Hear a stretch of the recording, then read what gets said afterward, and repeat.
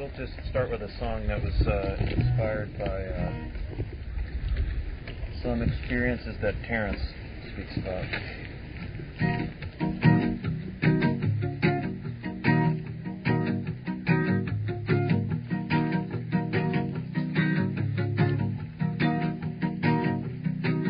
We can fly to distant galaxies without any rocket ship. The racing neural pathways of the brain. We can slither with the snakes in the swamps of the primeval jungle, yeah. We can jump to the geometries of the future light sound. Because inner and outer space are exactly the same, yeah. When you start hearing voices speaking inside of your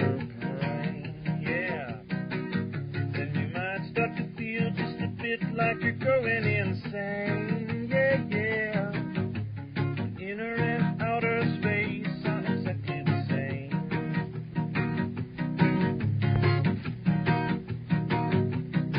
Now we can laugh to ourselves deep within the belly of the beast. And we can raise our voices in heated discussion to no avail. Sides of our minds more truly than from the front. We can begin to sense an alien intelligence taking shape from the board. I said inner and outer space are exactly the same, yeah. When you start hearing voices speaking inside of your brain, yeah. And you might start to feel just a bit like you're going insane.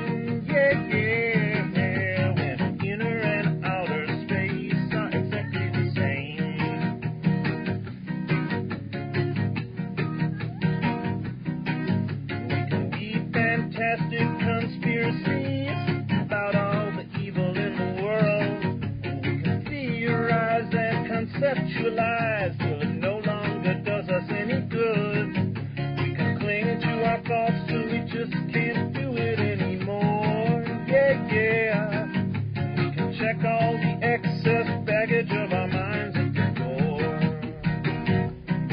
Because inner and outer space are exactly the same.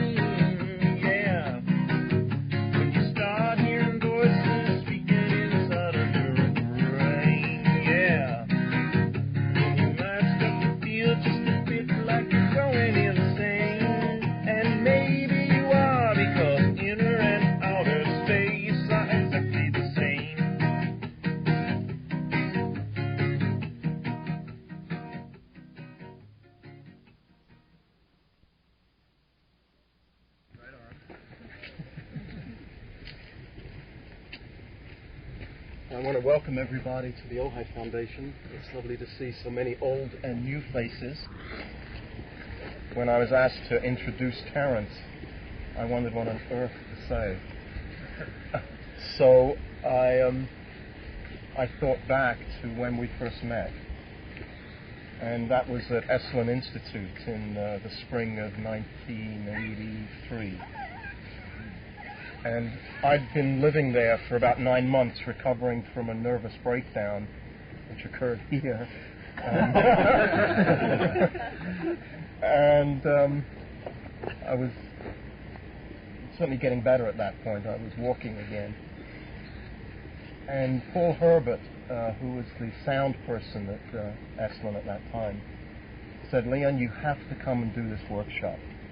I had done absolutely nothing at Esalen except sort of recuperate, and he insisted that I come to your program, so I did. And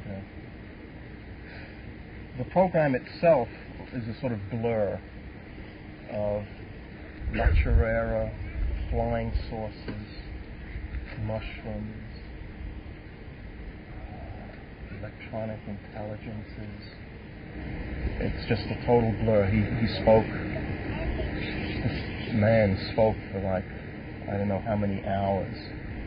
And I was, who is this person? I'd never met anybody like this before. The one part of the program that I remember clearly, it's interesting, was in the introductions. You know, everybody goes around and says, why did you come, and that sort of thing. And Kat said something that just stuck with me. And she said, I like his style. And at the time, I thought she was talking about your shades or your socks, you know. But afterwards, you know, I saw more of what she was referring to in a deeper way. And after the program, bag of presents in my hand, and that changed my life. So he's one of those people, very few, a handful of people that I can say have really, I've met at a crossroads of my life. And for that I've always been very grateful. I truly have. So I like your style too. And Terence McKenna. Great introduction.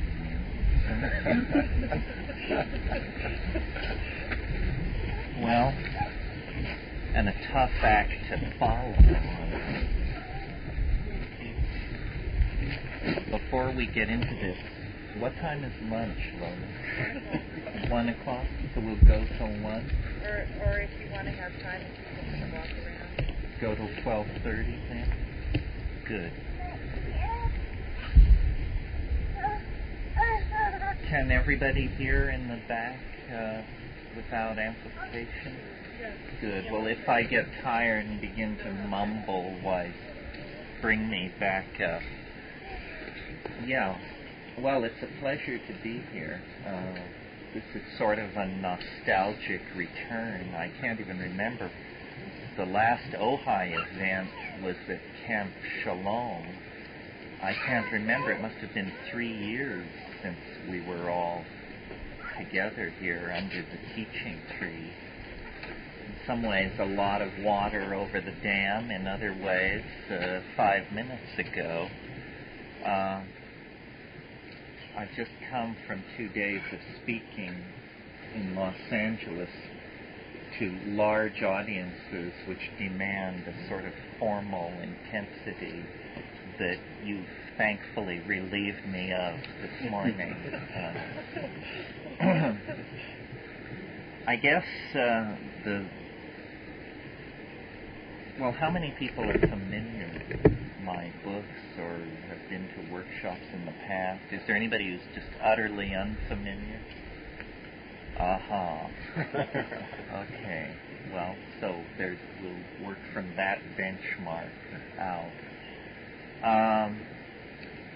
I never imagined that I would end up sitting in this position and pontificating on the nature of life and history and global human destiny.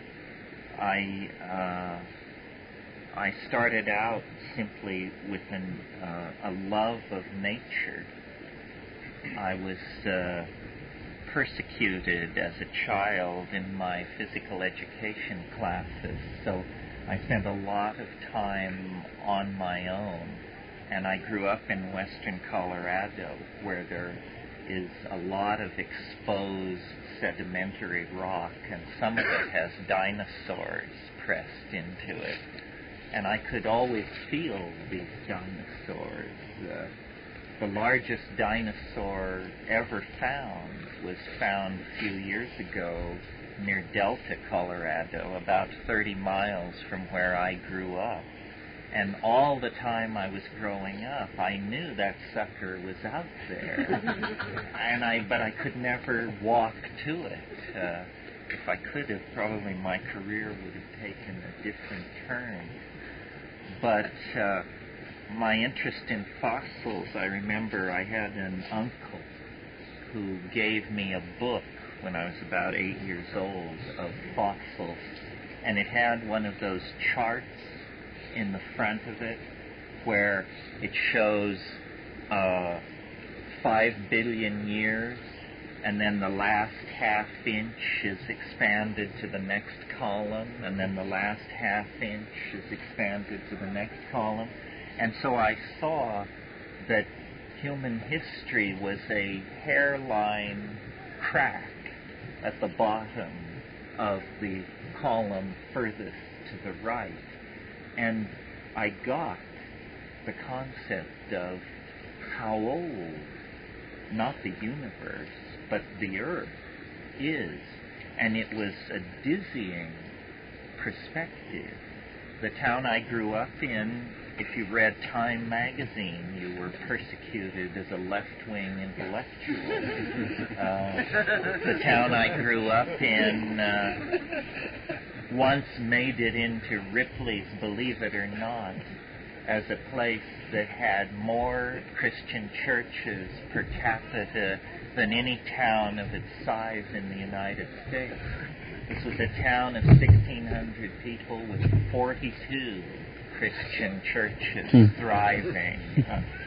When I was a kid, I thought street corners were for churches. I didn't know you could have buildings on street corners that weren't churches. And I would go up these dry arroyos with my rock pick, looking for fossil shells and dinosaur bones and this sort of thing, brachiopods.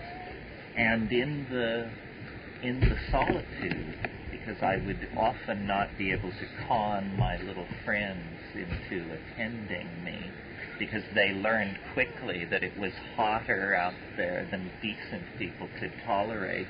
And also, I have to confess, whenever I invited someone to come along, it was with the thought that they would carry back the specimens. So they were essentially pack burros for my fossil expedition. And then I had an uncle who was an old rock hound, and he introduced me to the concept of not splitting apart strata to see ancient forms of life, but slicing rocks up and polishing them to reveal the light and the color and sometimes the crystal cavities that were hidden inside them. And so very early on, I got this idea that the surface of things is not where attention should rest. That you have to, as Ahab tells Starbuck in Moby Dick, you have to seek the little lower layer. And under the surface of things is another reality, a reality that reaches, in some cases, back to the birth of the planet, practically, or in other cases, in other dimensions. I had a fixation with meteorites at one time, and butterflies, and rocketry, and all of these things were about a certain thrill, a certain iridescence that could be coaxed out of physical phenomena if you would not just simply dismiss them and pass over them. And as a little kid, I had very bad eyes. I still do, but I wear contact lenses. But at that time, I wore very thick bifocal lenses. And my mother, bless her heart, who was cut from somehow different cloth than all the people around me, read Aldous Huxley's book, The Art of Seeing, which I had an occasion to look at it in the past year, and I was amazed how much of my own attitude toward life is contained in this fairly trivial book. You know, Huxley had terrible eyes, too, and he discovered the so-called Batesian method of eye exercises and eye health, which at that time, we're we're talking 1954 or so, was completely sky blue crackpot type stuff. I mean, this was the Eisenhower era. And the exercises that I learned when my mother took me to this, I guess you would say, Batesian therapist, were exercises in attention to the exterior world. And then the other form of exercise was what the rest of American society wasn't going to encounter for 15 years and then would encounter as Buddhist visualization. But for us, it was just close your eyes and the therapist would create capsules in the air through narrative. And it was an eye exercise. And so it introduced me to the idea of sitting still and watching what's going on behind closed eyelids. What fascinated me about the butterflies was the physical iridescence, which in the northern hemisphere is fairly rare in butterflies. You only get it in these little blue lysinias that you see fluttering around mud puddles in dry areas. I've seen them here. But of course in the tropics, iridescence becomes a more generalized phenomenon, not only in butterflies, but in beetles as well. And I had the ability to fixate on these things. Could spend hours with a single pyrite crystal or a single beetle carcass, just turning it over and looking at it. And then at some point, again, Huxley keeps coming back into this, I decided that I would become a writer, not because I loved writing particularly, but because I admired all the attention that great writers seem to have heaped upon them, which was something that I, as a goggle-eyed weirdo, was not getting much of. And so then the name Huxley recurred again, and I started reading through all of those novels, the social novels, you know, Antique and Chrome Yellow, After Many a Summer Dies the Swan, and all the rest of it, Apenescence. And finally, I came to a work of nonfiction by Huxley, The Doors of Perception and Heaven and Hell. This was by now probably 1958. I was 14 years old. And in that book, Huxley, the quintessential English academic establishment intellectual, describes his confrontations with mescaline and what it meant to him. And it was fascinating to me because previously all I had ever known or heard about drugs was what I had learned from reading Huxley's novel, Brave New World, which is a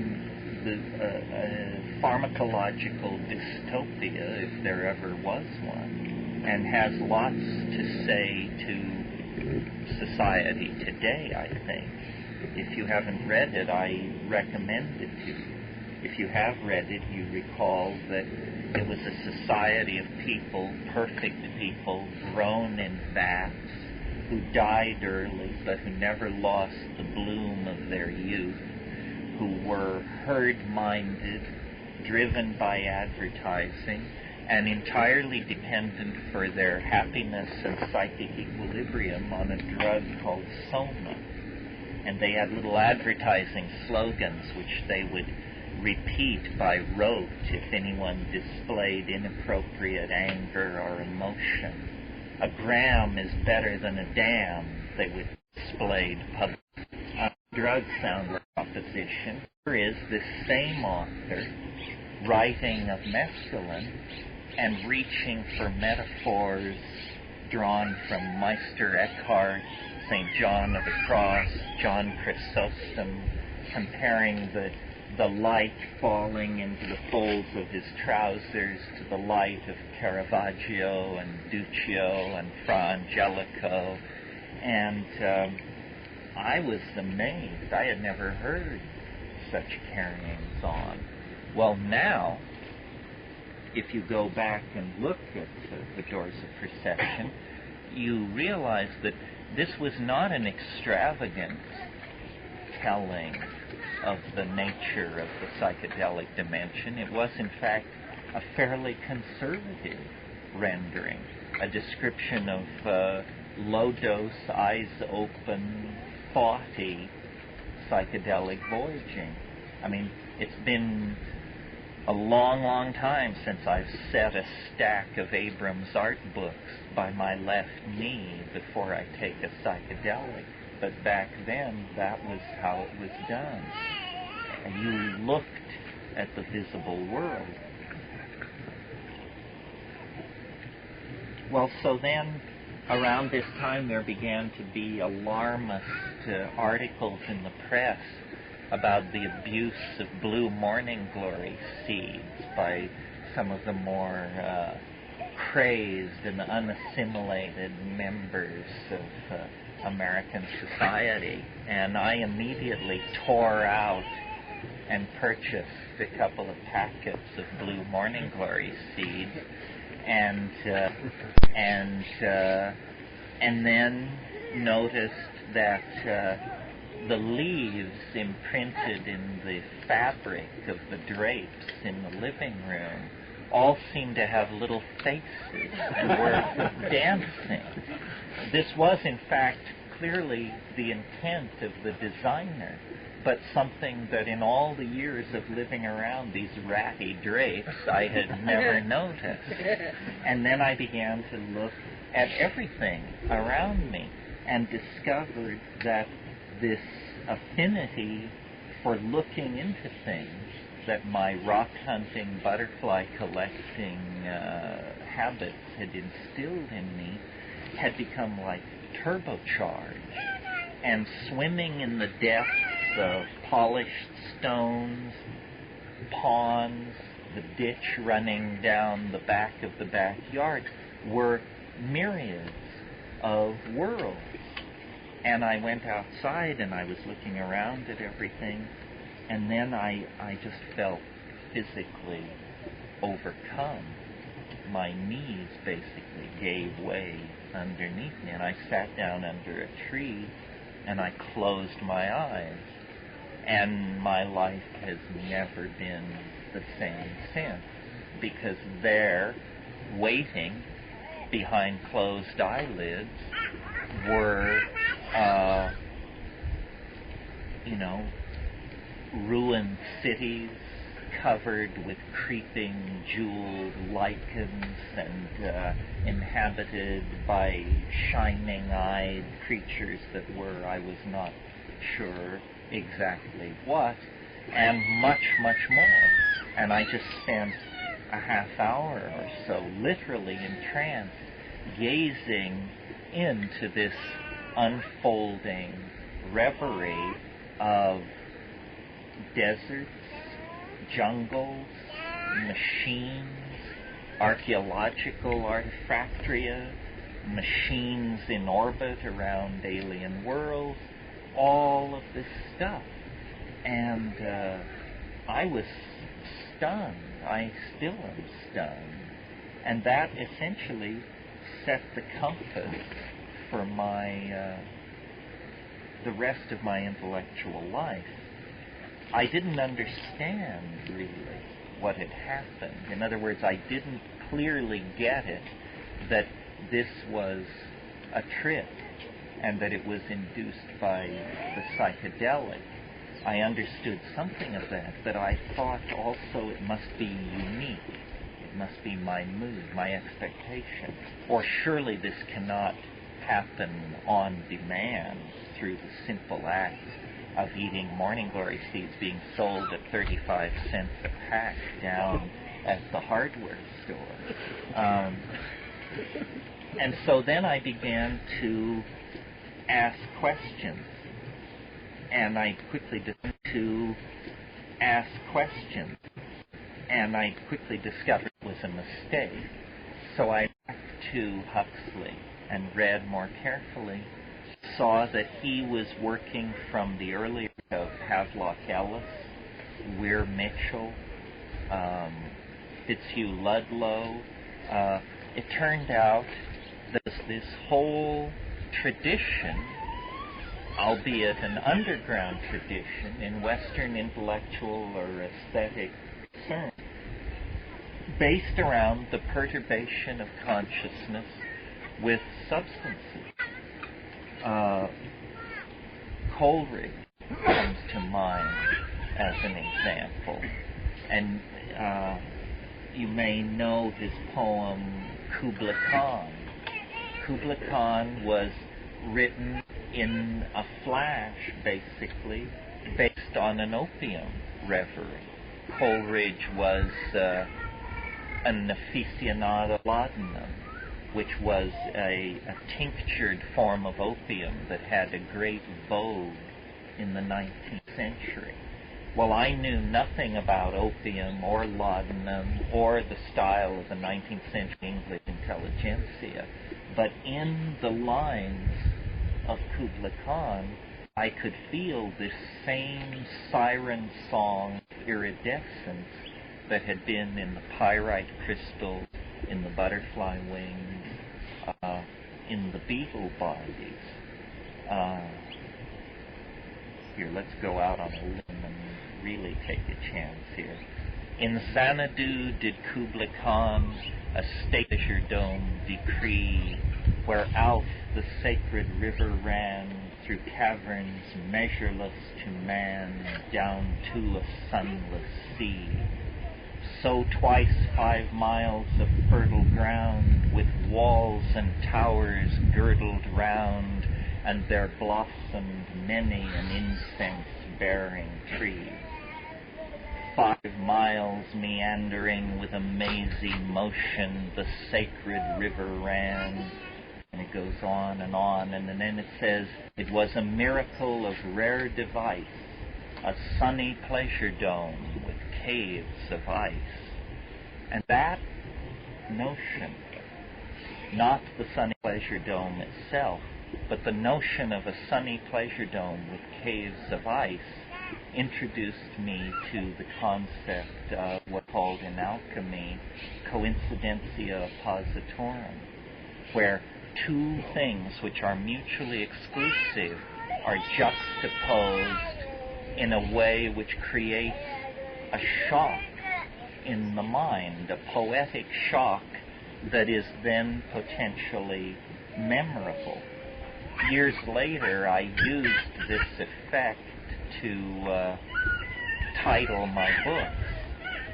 So that's why you get The Invisible Landscape, True Hallucination. See, this is all hideously contrived. Well,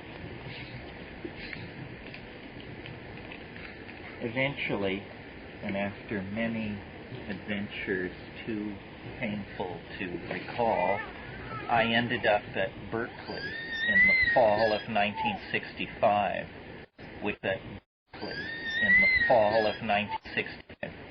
which was an incredibly, probably the most together thing I've ever achieved with my life in terms of domain, because I was neither early nor late.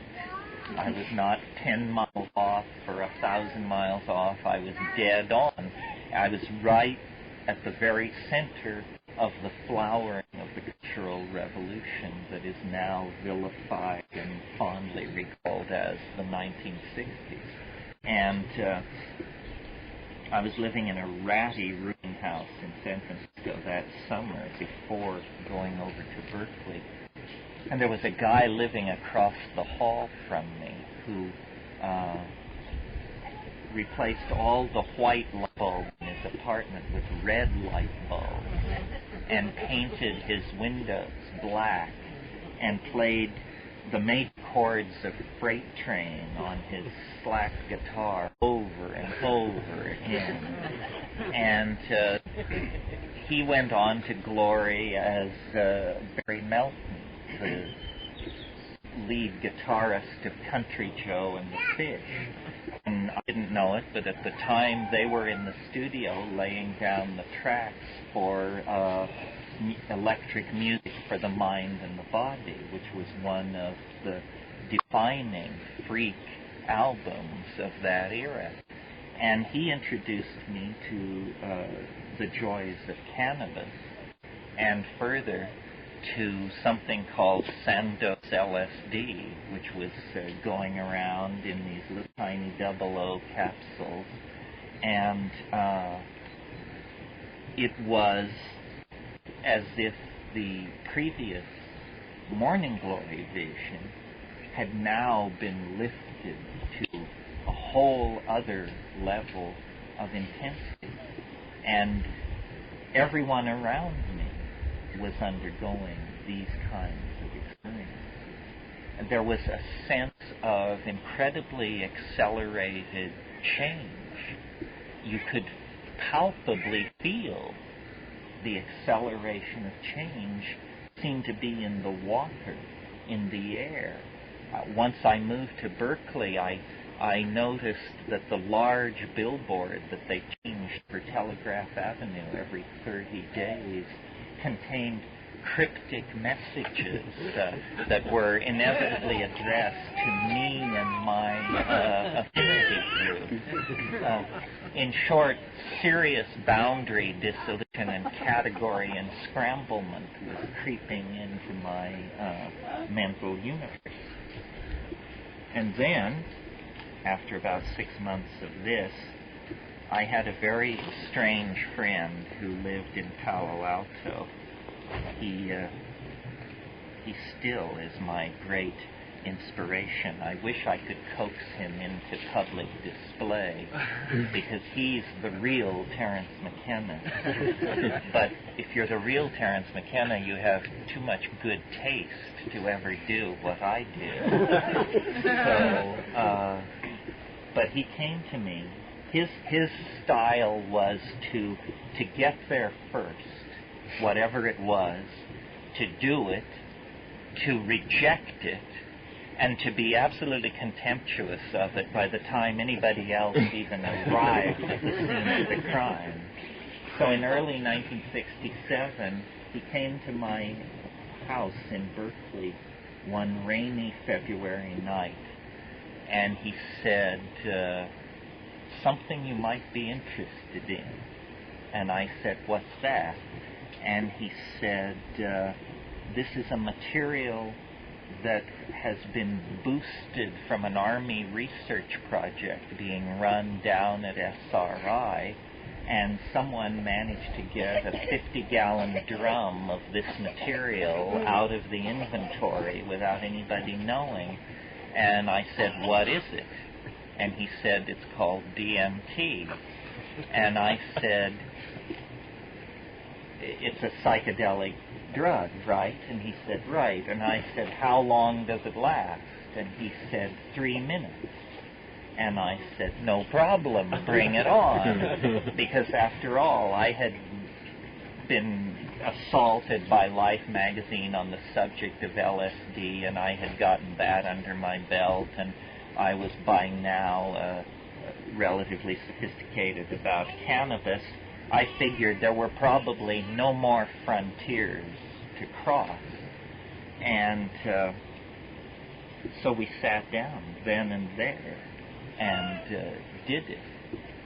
And about 15 seconds after toking up on this stuff, I found myself plunged into an elf nest somewhere on the other side of the universe. In other words, there were, and thank God no one fills in for me because they know it so well. Jeweled, self-dribbling basketballs. Did I get it right?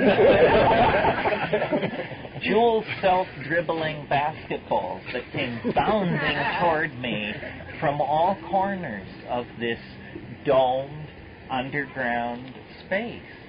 Well, I had been used to hallucinations, acceleration of thought, funny ideas, strange insights, hysterical waves of giggling, so forth and so on.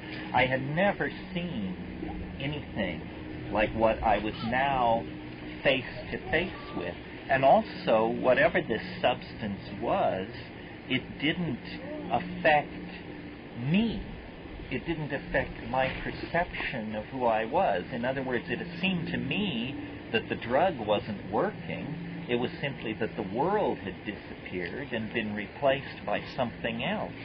And I was still who I had been a few moments before, except now I was fairly alarmed by what had just happened to the architecture and geography of Southern Telegraph Avenue. And these things, there was an overwhelming sense of affection, involvement, a sense that I hadn't experienced since being 6 years old and being released on Christmas morning to run out to the Christmas tree. And there was a sense of childlike innocence under conditions of extraordinary alienness and unfoldment.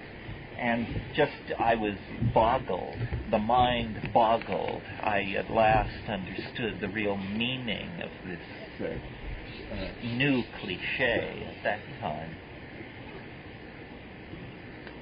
And these things were making objects with their voices. They were singing in this unearthly, crystalline, punning, elf chatter kind of language. But it was not something simply heard. It was something which I could see. I could see syntax unfolding like ribbons being spewed out of machines, shooting across my visual field, rolling into balls, condensing as objects with rotating crystalline facets and machined interiors of gold and ivory and chrysolite. And these objects were themselves emitting strange, singing, language-like noises. And the whole thing was happening at an enormous speed, almost like a Bugs Bunny cartoon run backwards at about 3 times ordinary speed. Well, I barely had time to take all of this in and, assure myself that I wasn't dying before it collapsed. The way a tent collapses, the way an ice cream cone melts, the way an erection disappears, the way an investment goes bad. It just was gone. And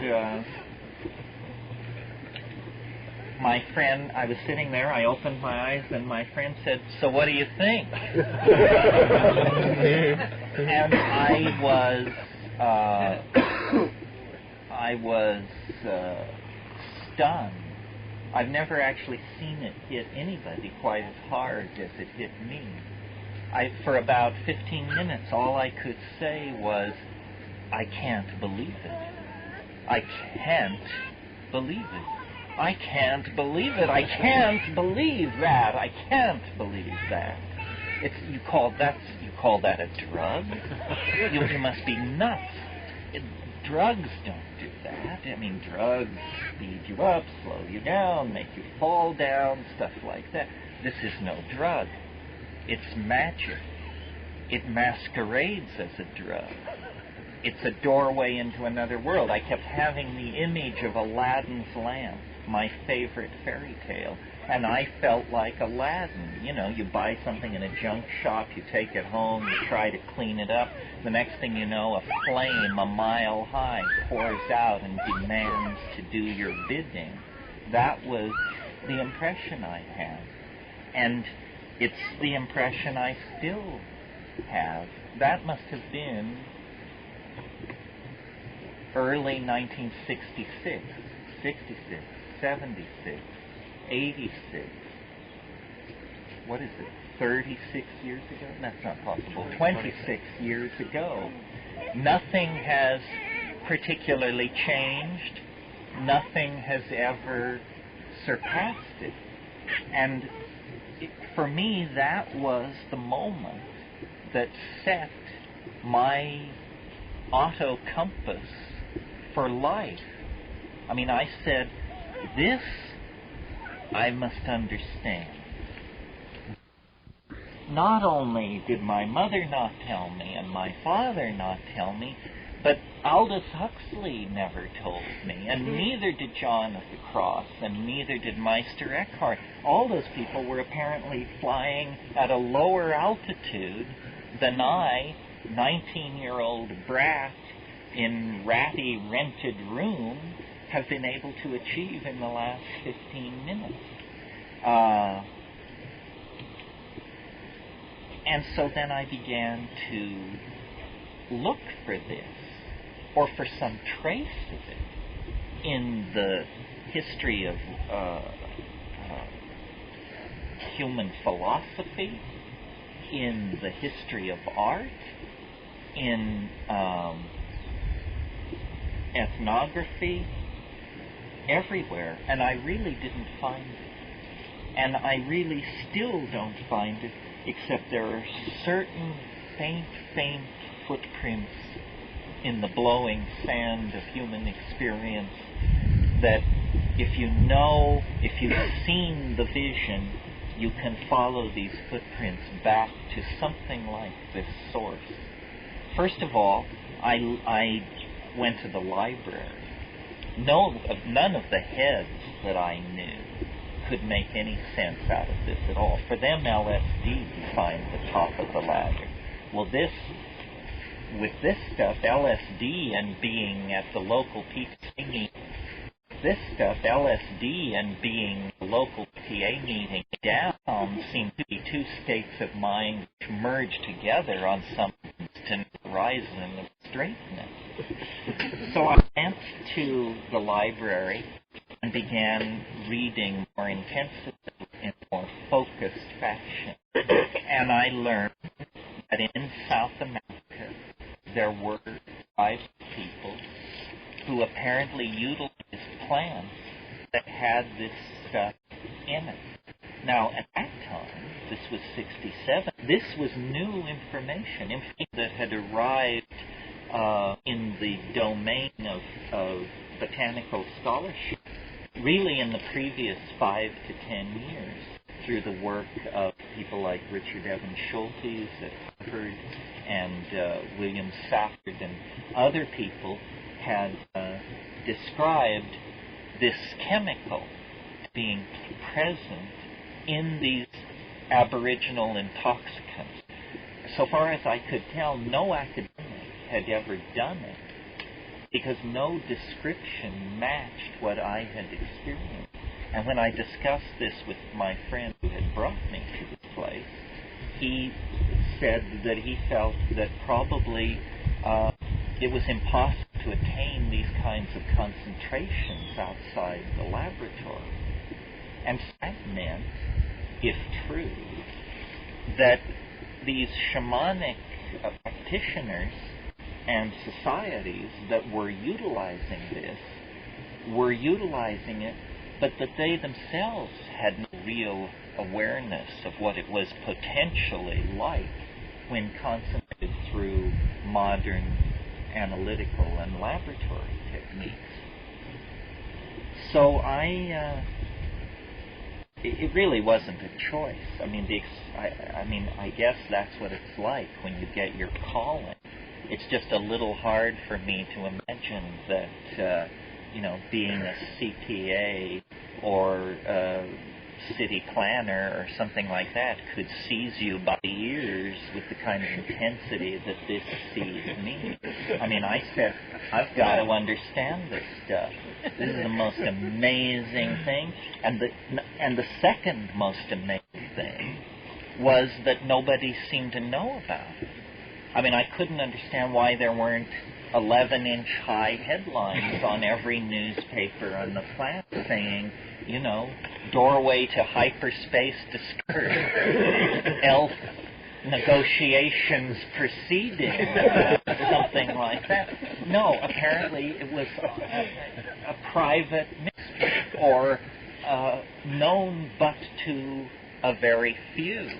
And I immediately, after coming down, was seized by an absolutely messianic desire to expose other people to this and see what they said, because it just seemed so important to share it. So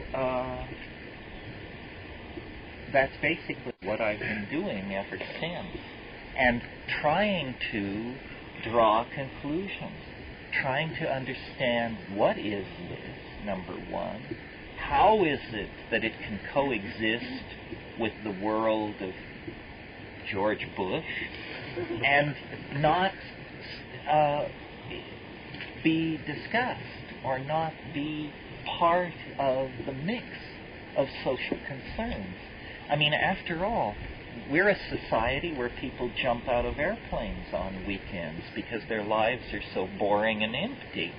Well, then, if you think jumping out of an airplane is a thrill to write home about, you should try this stuff. No one would jump out of an airplane if they had DMT on their menu. But no, apparently it isn't about that. Well, then I came to feel that it is, and I still sometimes offhandedly refer to it like this, that it is secret. It is not a secret. It is the secret. There is a secret, and this is it. It is the secret that the world is not only not the way you think it is, it's that the way the world is a way that you can't think it is, because you simply do not have the imaginative capacity to conceive of such overwhelming peculiarity. And how this secret is able to coexist with the rest of mundane reality, maintain its integrity, and not become the object of pogrom, religion, hysteria, and repression is part of the mystery of what the secret is. You see, a secret is not something untold. It's something which can't be told. And even as I sit here, I realize that I'm obliquely approaching it. No matter how weird I say it is, no matter what scintillating metaphor I create to attempt to beguile you into imagining what you can't imagine, I'm perfectly aware that I'm falling short of the goal. I'm creating a symbol of what it is. But frankly, words fail, and I'm a word kind of guy. So then, the rest of my life can be basically poured into a nutshell. It's just been a lot of wandering around in various fringy places, talking to a lot of fringy people, and trying to figure out what is the real importance of this for me personally, because that's where I'm living, obviously, and for everybody else, because I assume that there is absolutely nothing extraordinary about me. I didn't have these experiences because I'm in the lineage of Ramana Maharshi or some malarkey like that. I had that experience because I'm a human being. And every human being can have this experience. The only analogy I can make to it is sexuality. I notice that no one here seems to be having sex at the moment. But we all are shaped by it. Probably this is something so taboo and not necessarily scripted into your biological functioning the way sex is, so taboo that you can go from birth to the grave and never encounter this. Not only can you do that, but most people do. And throughout history, most people have. They never had an inkling. You know, they may have set armies marching, they may have launched empires, they may have built fantastic inventions, painted amazing paintings, created phenomenal works of literature, but they were wet behind the ears when it comes to the full spectrum of reality, because without this in the picture, half the world is missing. Well, so then, how to come to terms with this? What is it? The answer is, who knows? We're not doing a very good job of coming to terms with this. Governments inveigh against drugs of all sorts, but largely because these things are sources of difficult to tax revenue. It's not the metaphysical concern for the health of your teleological structures that drives the government to repress these things. It's simply the wish not to be chiseled on, essentially. So, there it is, sideways to the rest of life. Huxley once said of the psychedelic experience generally that it was what he called a gratuitous grace. He said it is neither necessary nor sufficient for salvation. In other words, salvation can be attained without these things, whatever salvation is. Discovering, using, and exploring these things does not guarantee you a place in heaven either, whatever a place in heaven means. However, this is a part of this world that you would think the restless intellect of this world, that you would restless intellect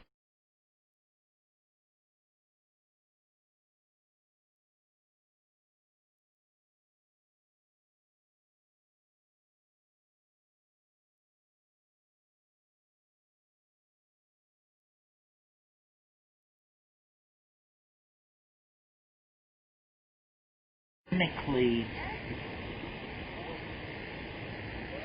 well, it's hard to put it into words exactly, especially when you try to do it for the first time.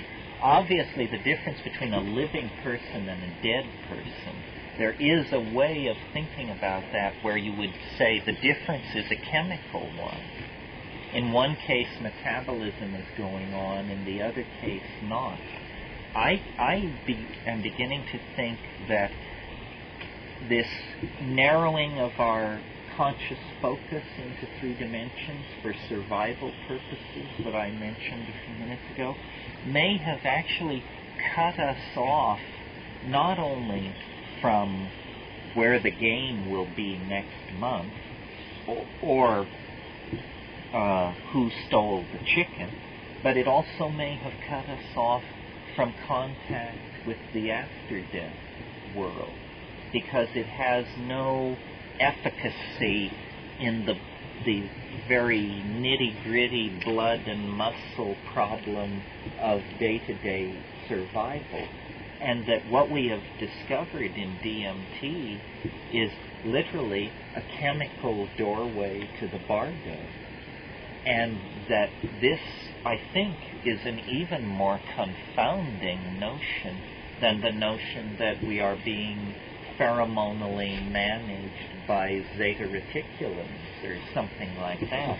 I mean, after all, if that were the case, it would probably just be one of many programs of social manipulation that are administered by some hideous bureaucracy somewhere beyond Agol, and there's careerism and blunders and budget overruns, and in other words, it sort of comes back down into that's what the problem I have with all extraterrestrial scenarios is the extraterrestrials seem so much like ourselves.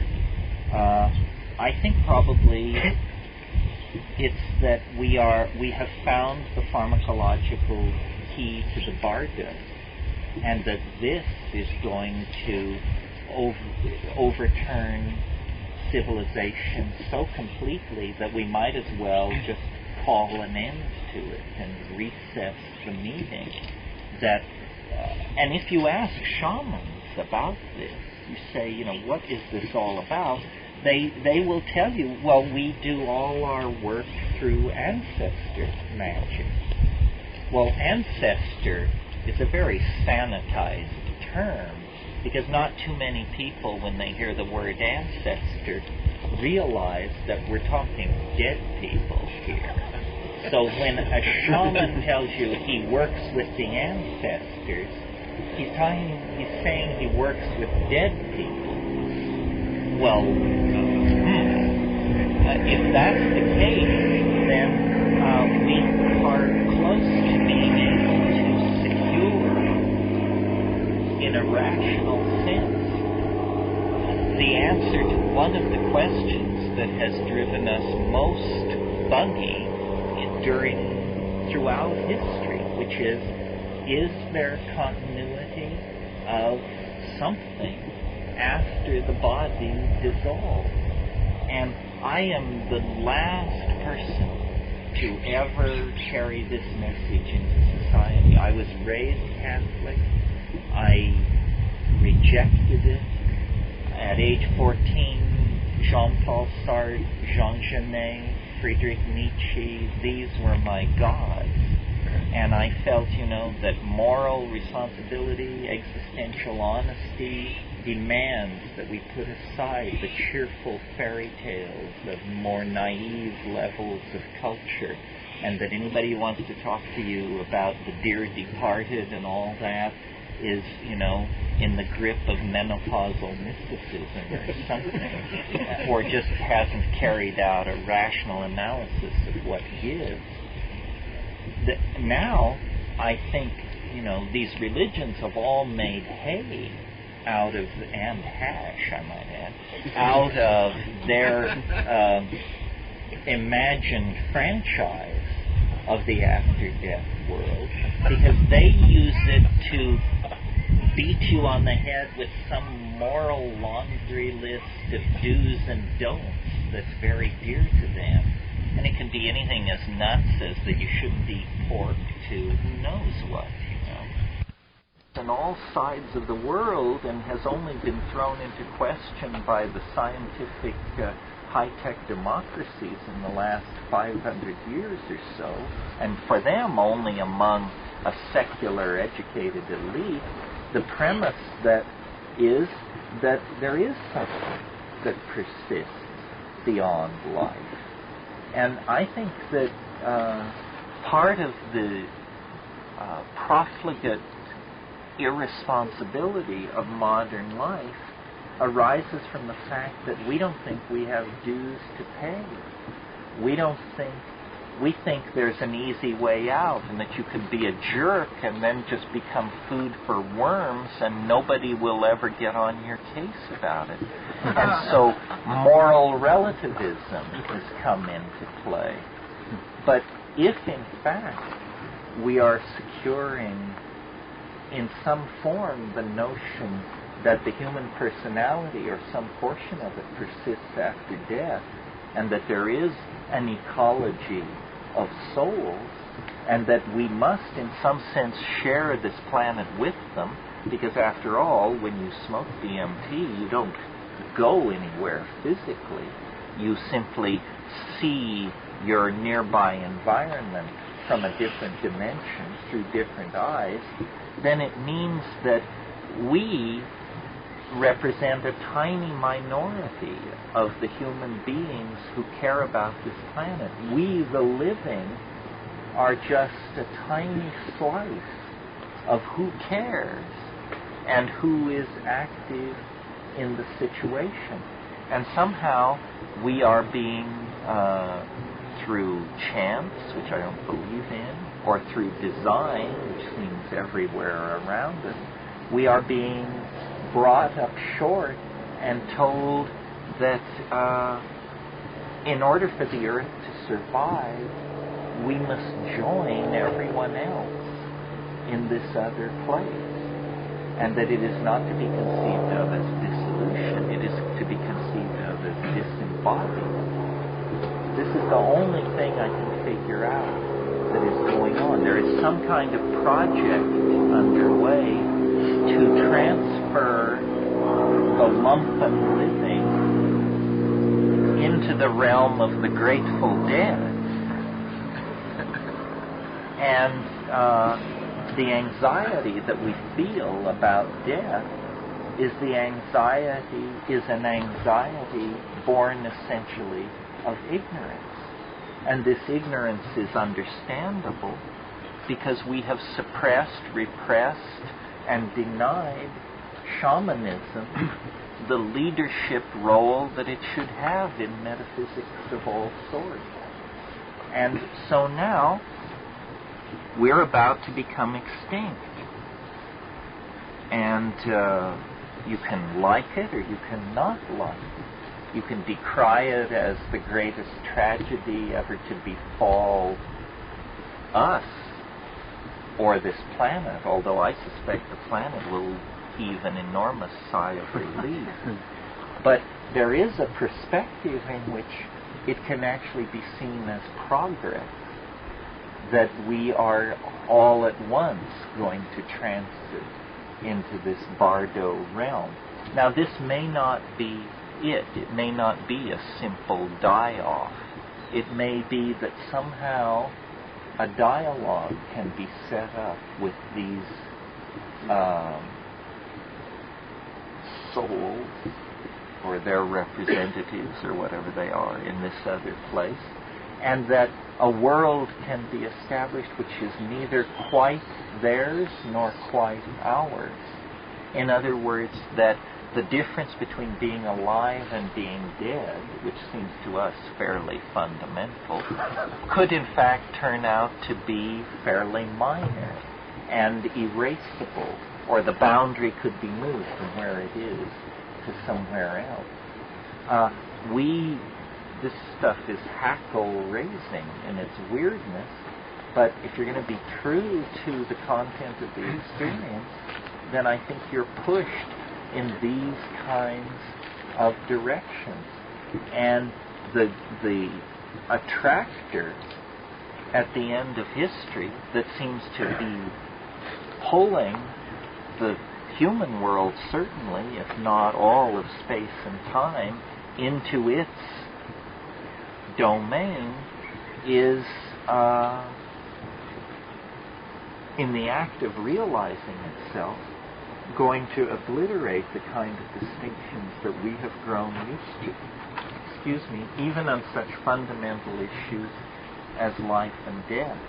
That's the grandest conception that I've been able to come up with. And it doesn't require friendly, altruistic extraterrestrials flying in from Betelgeuse. And it doesn't involve nanotechnological downloading of everybody into a gold ytterbium cube buried on the backside of the moon.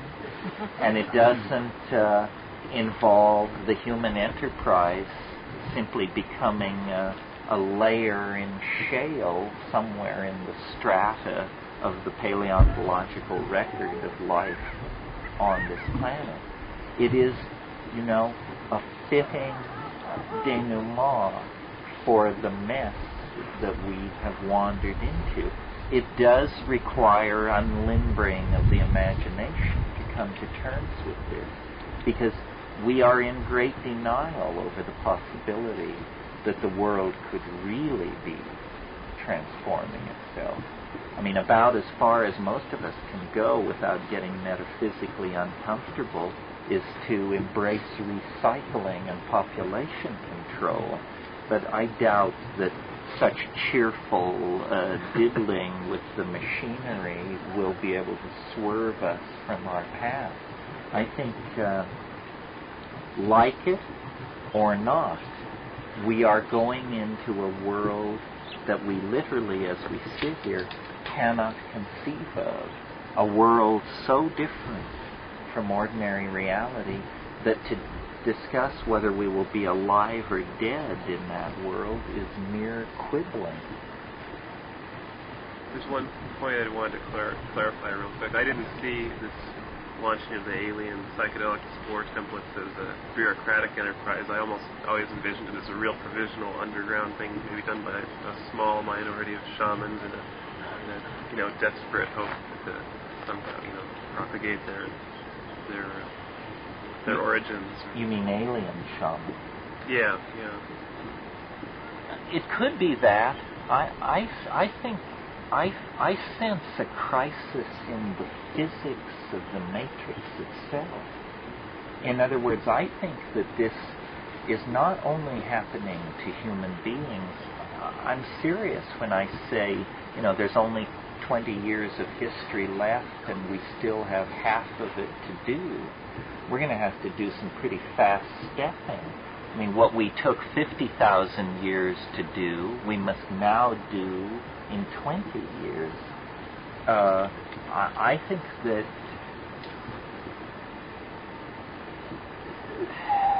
that space and time and the physical body and the planet and that everything is essentially some kind of an illusion. It's not real. What is real, what is truly bedrock, and I guess this comes close to being of the Buddhist position, this is all provisional. This is not what the universe is.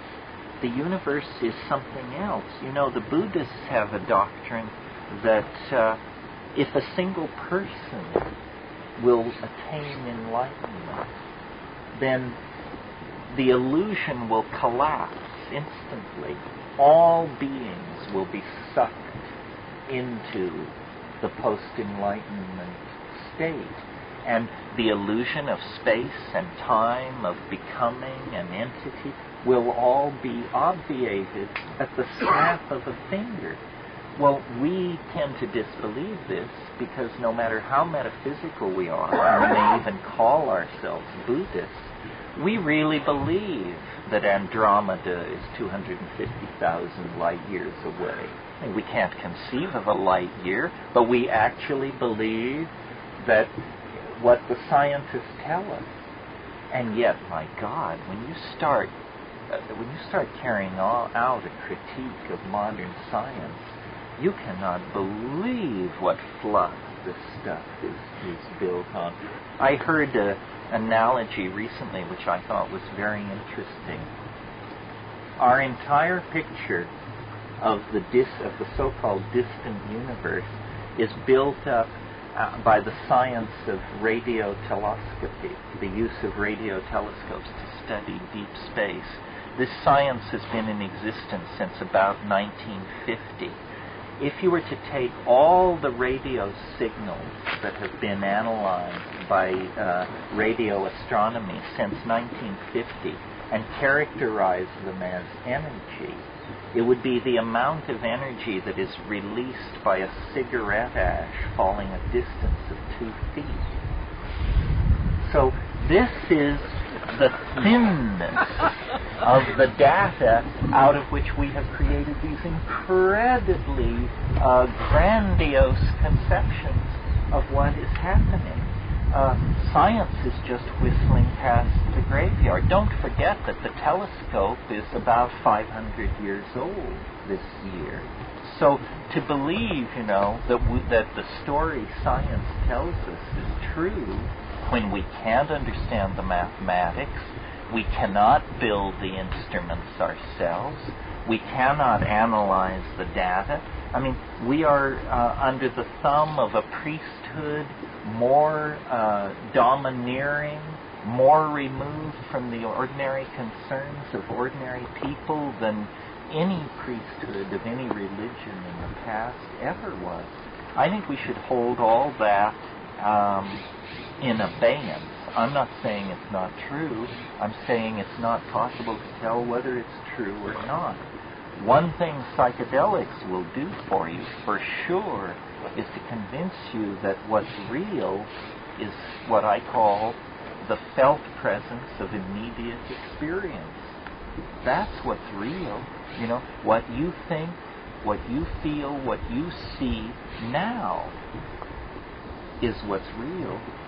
Even your own memories are so shifting and elusive and subject to psychological transformation based on your own inner and unconscious dynamics and kinks, that to believe what somebody else is telling you about the temperature of Betelgeuse or something like that, or the charge of the top quark, means you've moved off into some kind of private Idaho.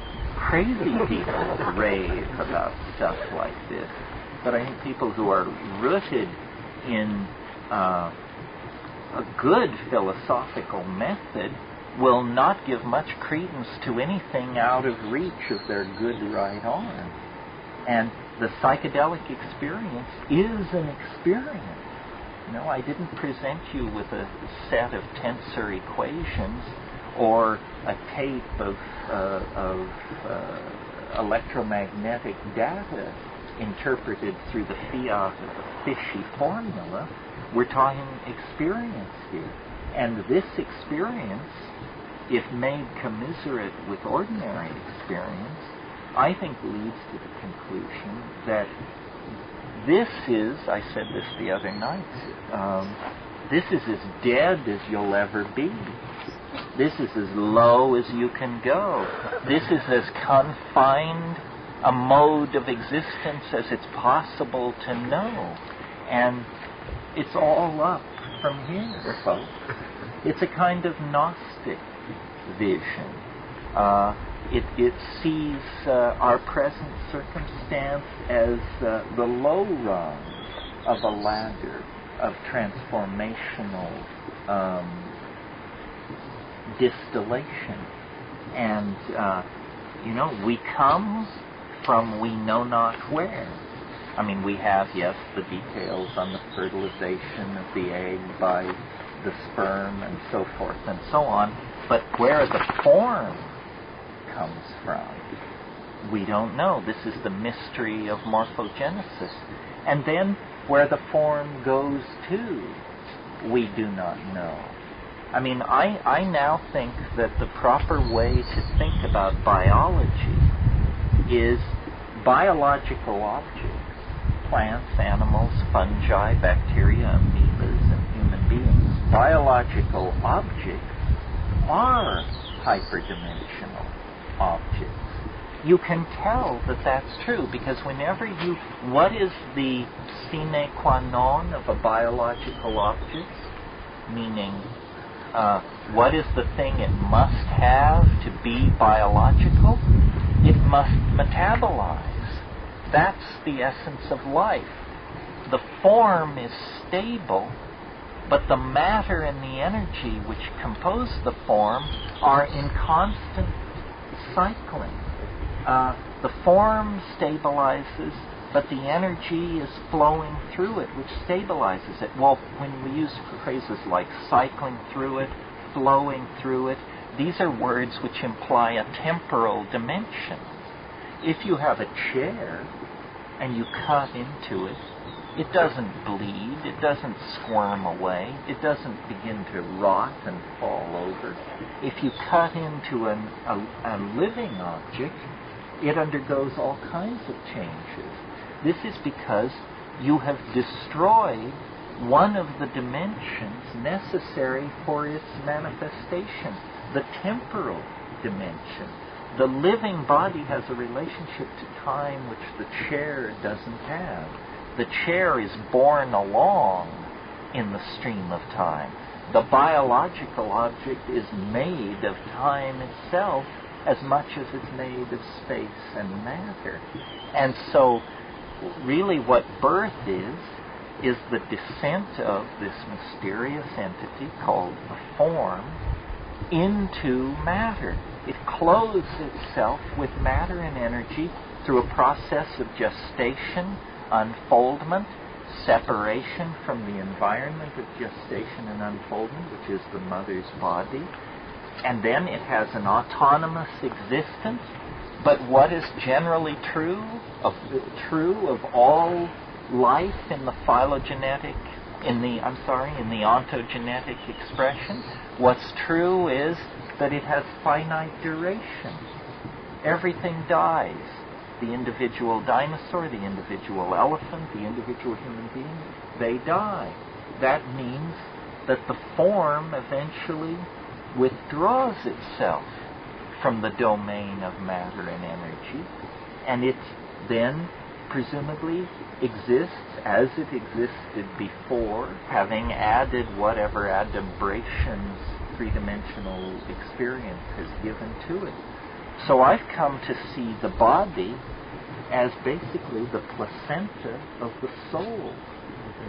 And, that's a way of thinking about it that makes dying not so terrifying. I mean, it's as terrifying as smoking DMT, but it's nothing to claw the walls about. The body is the placenta of the soul. For the individual, well, then it's just a short step to realizing that we are now called upon as a species to abandon the body.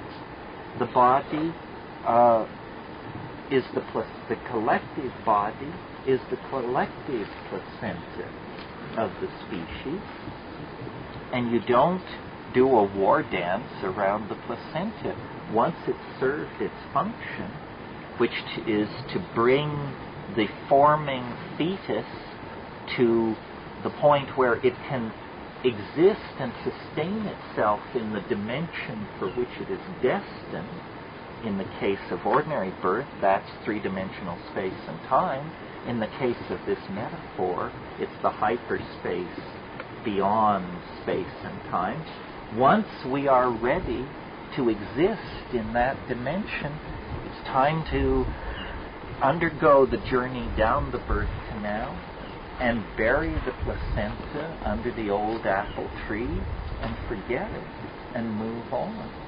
And I grant you the analogy isn't perfect. I mean, where is the midwife? Where is the waiting bassinet?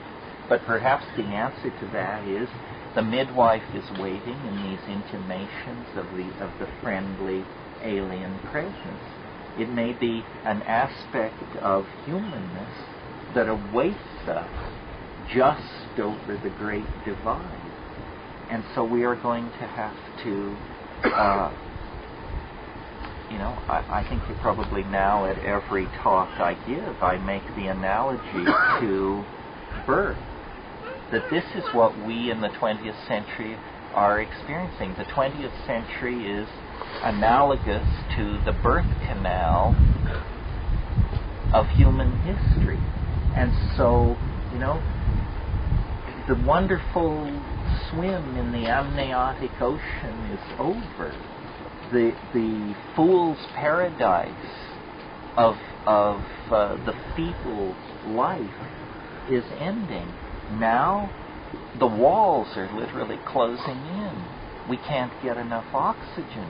We're using up our food. The walls are strangling us. There's no room on this planet for all of us. And for us, it's a catastrophe. But I imagine when a woman goes into transition, that the fetus, if it's not a metaphysician, must be fairly alarmed by the situation. It must just say, well, I guess this is it.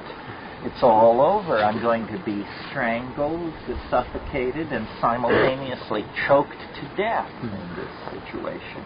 It would take a far-seeing fetus indeed to embrace the journey down the birth canal as the road toward, a split-level ranch house in the hills above Malibu if you play your cards right. surely that gets the idea across. Yeah. Could you say more about the content of your experience with DMT? I was really fascinated, and it seemed like there were some qualities to it that I wanted to hear more about. Well, sure.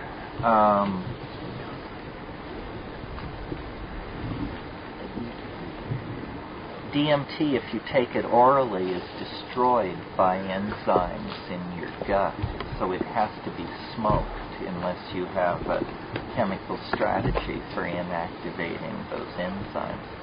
So, assuming you smoke it, it comes on in about 30 seconds, and if you're a leather-lunged Hashashin, you can maybe get it in one swell foop. But it takes most people about 3 hits. And the first thing you notice is that it's as though all the air has been drawn out of the room you're in. Suddenly the colors come forward and the edges sharpen. This is really happening. It has an extraordinary effect at low doses on visual acuity. So does psilocybin. And then you close your eyes. You feel very peculiar. A kind of anesthesia sweeps through your body, a kind of numbing and yet a sense of a building bubble of energy. You close your eyes, and after a few seconds you see forming in front of you what I call the chrysanthemum. It's a floral mandala, usually in yellow and orange, most people say. And it's slowly turning, it's like a wall, but it's a hallucination, but it's right here, right in front of you. And you watch it for about 15 seconds. If it stabilizes, you need one more hit. But what usually happens is that after about 15 seconds of contemplating this thing, it's as though suddenly whatever was holding you back, the cable is cut, and you are just propelled through this membrane, and you hear a sound like a bread wrapper being crumpled, a cellophane bread wrapper being crumpled and thrown away, or the crackling of flames. This is, according to a friend of mine, your radio intellecty exiting the anterior fontanelle at the top of your head. But he could be wrong. But whatever it is, and then you hear a tone, which is, it could be reproduced on a synthesizer. It's that, but it keeps going and becomes hypersonic, supersonic, subsonic, I don't know. And there is a sense of, literally a membrane is ruptured, and now you're there. And what happens to me is, the first thing I hear is a cheer, a yell of greeting. It's on their second album, the Pink Floyd have a song in which they sing, the gnomes have a new way to say hooray. Well, you break into this gnome nest, and it's a very specifically characterized place. It is domed, it's indirectly lit, not brightly lit, but it's softened lighting of some sort. It's comfortable,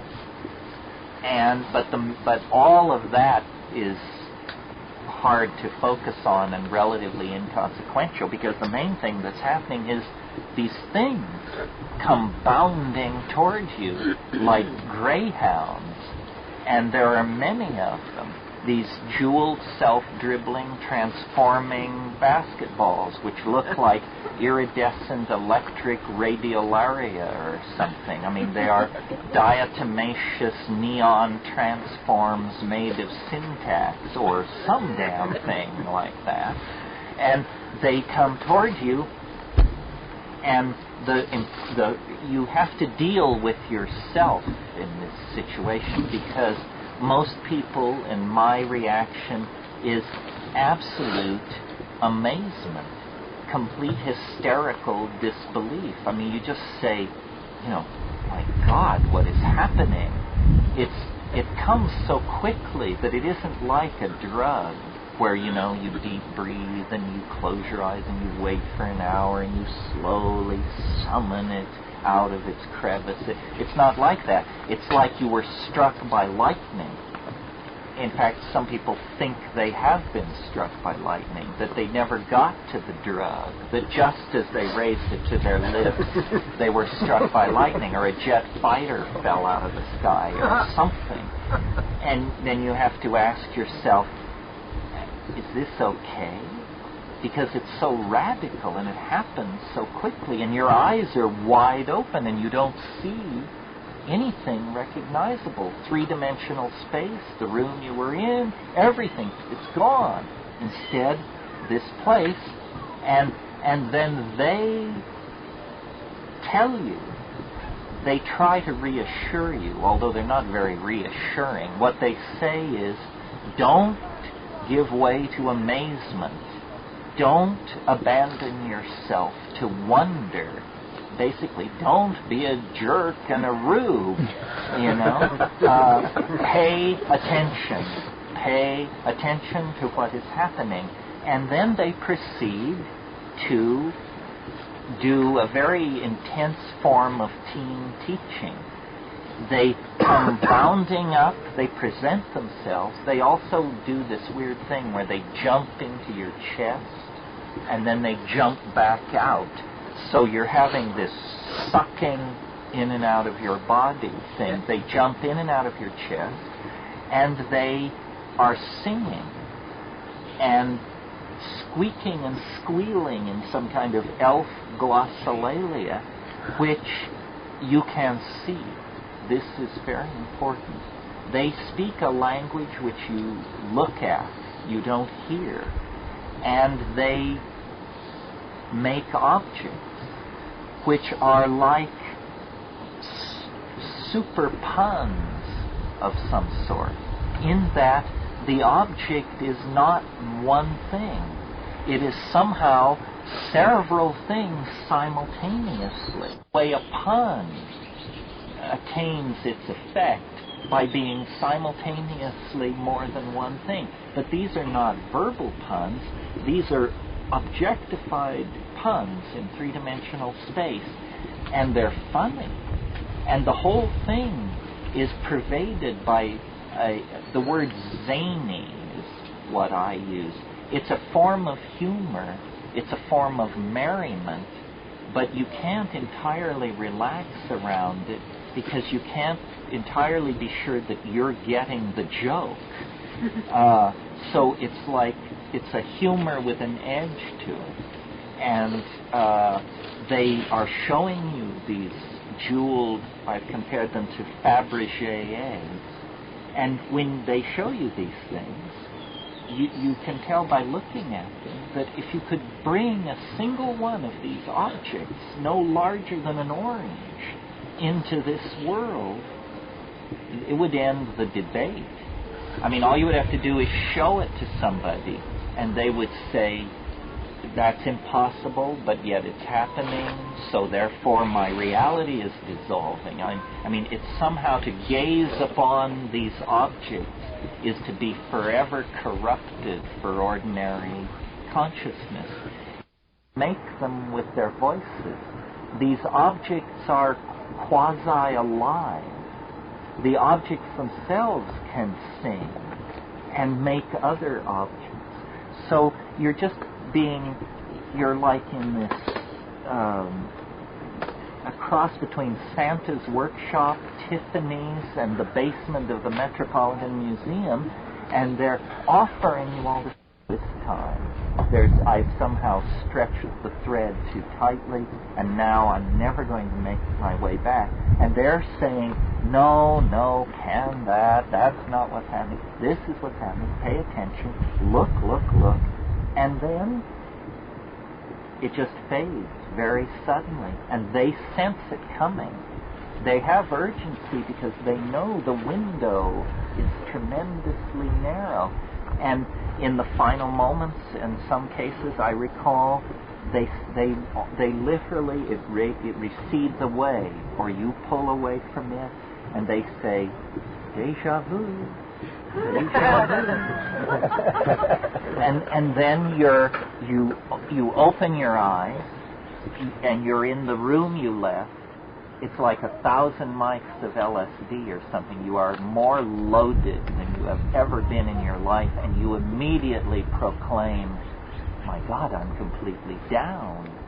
And, the walls are rubbery, the Persian carpet is crawling around, your friends have faceted faces and look like they just climbed out of one of Billy Meyer's starships, but you're absolutely, completely down. You accept this as ordinary. It's all you can do to keep from kissing the good earth, because where you were was so much removed from that there is no comparison. Well, now after doing this a number of times, because the first time you do it, the goal is pretty much to live through it. I mean, it's like being shot out of I think it was Tim Leary's metaphor. He said it's like being shot out of a cannon with Baroque barreling, and afterwards people want you to draw the barreling, when what you were trying to do was live through the experience. But after you do it many, many times, 10, 15, it depends on how bright you are and how able to resist freaking out you are, my impression became, and this is astonishing to me based on what I've said so far, this is someone very strange. It's someone's idea of a reassuring environment for a human being. This place you end up, which is the weirdest place you could ever conceive of or imagine, has been specifically designed by someone to be as mundane, ordinary, and like this world as they could possibly make it.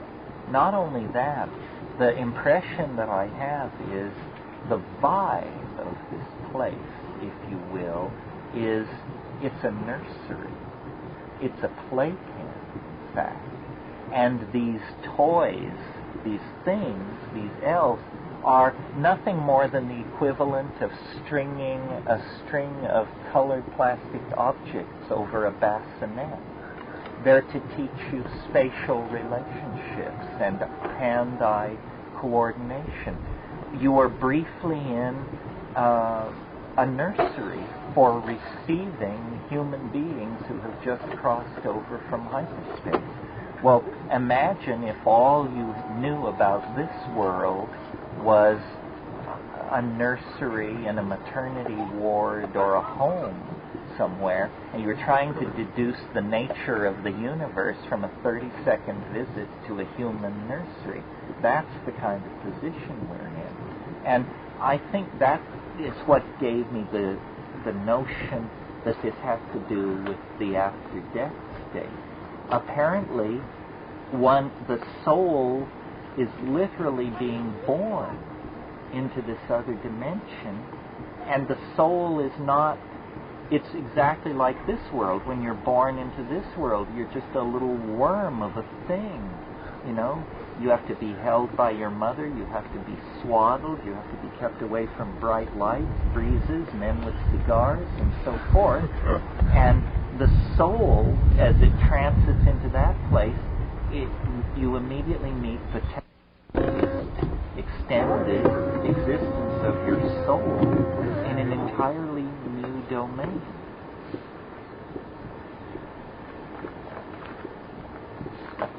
Yeah.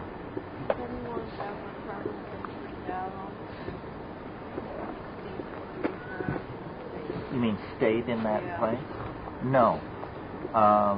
And it seems to me unlikely that anyone would, because interesting about DMT is that it occurs naturally in the human brain.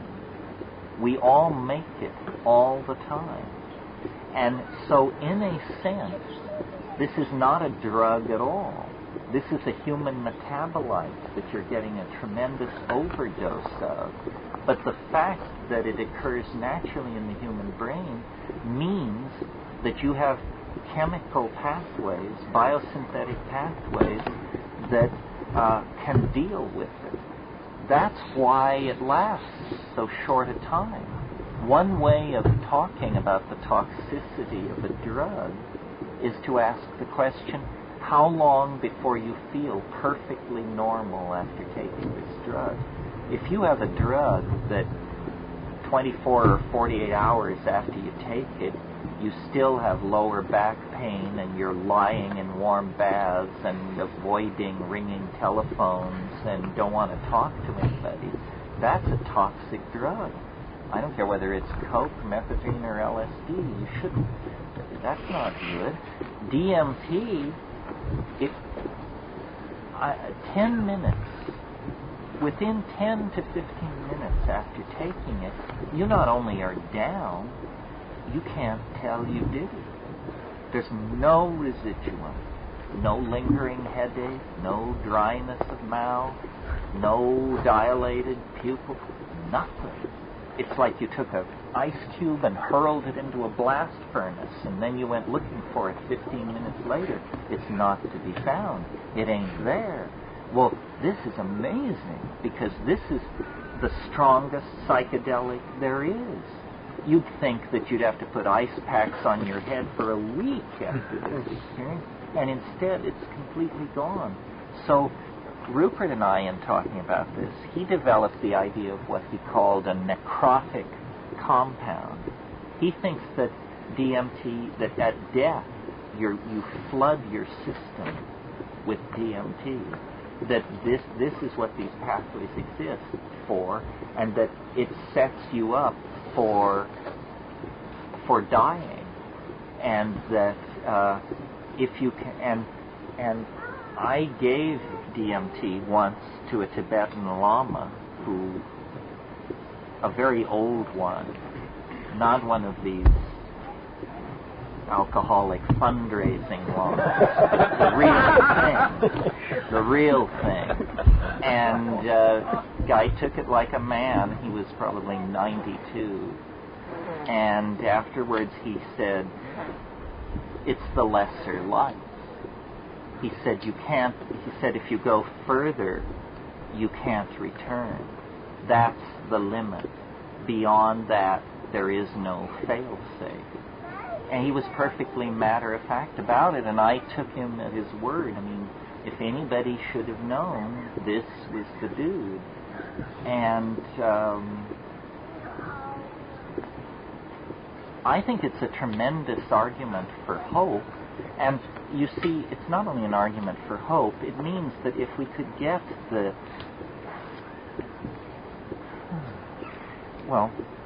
infantile, shit-brained, drug-phobic yahoos sent back to wherever it is that they are going to be sent to practice their family values, then we could actually do significant research and find out what's going on here. It's an object of legitimate research. We don't have to genuflect in front of this like it's a religious mystery and will always be unknowable. In principle, what we need to do is you explore this dimension the way you explore any unknown dimension. You send people of great courage and descriptive skill in with their notebooks, their telescopes, their tape recorders, or whatever is the equivalent for this job, and then you find out what it is. And I think that the destiny of the species may be spun into this. It may be that this transition into hyperspace is not as inevitable as I previously assured you. It may be that we have to do something on this side. We have to meet them halfway through the mountain. They're boring toward us. We have to alert ourselves to the fact that a tunnel is possible and then get cracking, with dynamite, which is an amalgam for DMT. Yeah. Terence, can you go into briefly say something about the distinction now between what you have spoke about the last 10 minutes with distinction between the Fabergé eggs and basketballs and self-transforming machine elves, and that one may occur by going into the Amazon canopy and experiencing some type of preparation prepared by the natives. Is that organically mixed, earthly-based hide similar to the synthesized DMT? Now, I have taken DMT many, many years ago, but it would seem that the natives may describe it, at least, in a much different fashion than yourself. What is the distinction? And then also, if you can hit on after that, the distinction between that and psilocybin. Well, the difference is not as great as maybe your question implies. First of all, the thing that is so interesting about DMT is if the only requirement is that you be able to hold the toke, and if you cough and lose it, then it's murky and mucked up. In the case of ayahuasca, which is what you're asking about, well, I'll explain to the group. Remember how I said that DMT is destroyed in your gut, so you have to smoke it. But then I added the caveat that unless you somehow inactivate this enzyme system in your gut, which will destroy it, the DMT. Well, it turns out there's a way to do that. The enzyme system is called monoamine oxidase, and there are compounds called monoamine oxidase inhibitors. If you take a monoamine oxidase or MAO inhibitor, then, and follow it with oral DMT, then the DMT will not be destroyed in your gut. It will actually be absorbed into the lining of the small intestine, a large intestine, and then passed into the bloodstream, and you will have psychedelic intoxication. Well, in the Amazon, this has been understood by the shamans for a long, long time. And so they take two plants. One, Banisteriopsis caapi, a large woody vine, a twining liana, and it actually contains a powerful short-acting monoamine oxidase inhibitor. And they take this vine and they pulverize it, and they combine it in a large pot of water with the leaves of another plant which contains DMT. It may be one of several plants. It's usually Psychotria viridis. Then they boil these two things together, and then for hours, and then they pour the water off and save it in a jug, and put fresh water on this mess of two different plants, and boil it again for hours. And then they pour the two water fractions together, and they get rid of all the solid matter. They throw it away. It's now been cooked for 6 to 8 hours.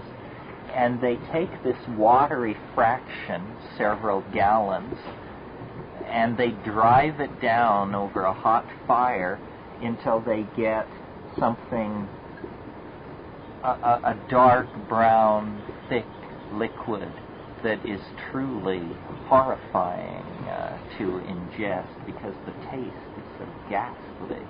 because all the salts and sugars and God knows what else have been concentrated into this stuff. But this is now a beverage, a liquid. I love it that in the literature they call it a psychoactive beverage. And when you drink it, the compound from the woody vine, harmine, inhibits the MAO, and the DMT passes through and enters the bloodstream.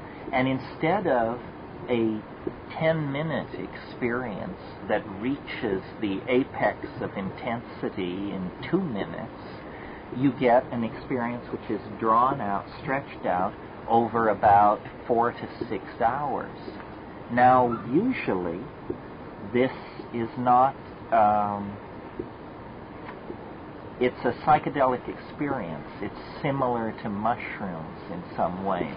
But if you really make it stiff, if you really put the pedal to the metal on the amount of Psychotria viridis or DMT-containing leaf that you put into this stuff, then after about 2 hours, you can slowly, by sitting in darkness, by practicing breath control, you can slowly manipulate it into a place where you then say, you know, by gosh and begolly, we've made it to the elf nest. Here it is. So I think that great shamans, courageous shamans, have always been able to make their way into the presence of this thing. But I put the great qualifier in front of the word shamans because in my actual field experience in the Amazon, what I discovered was once it got you loaded enough to be comparable to, say, 4 grams of mushrooms, most of these guys would look at you in horror if you suggested that it was only twice as strong as it should be.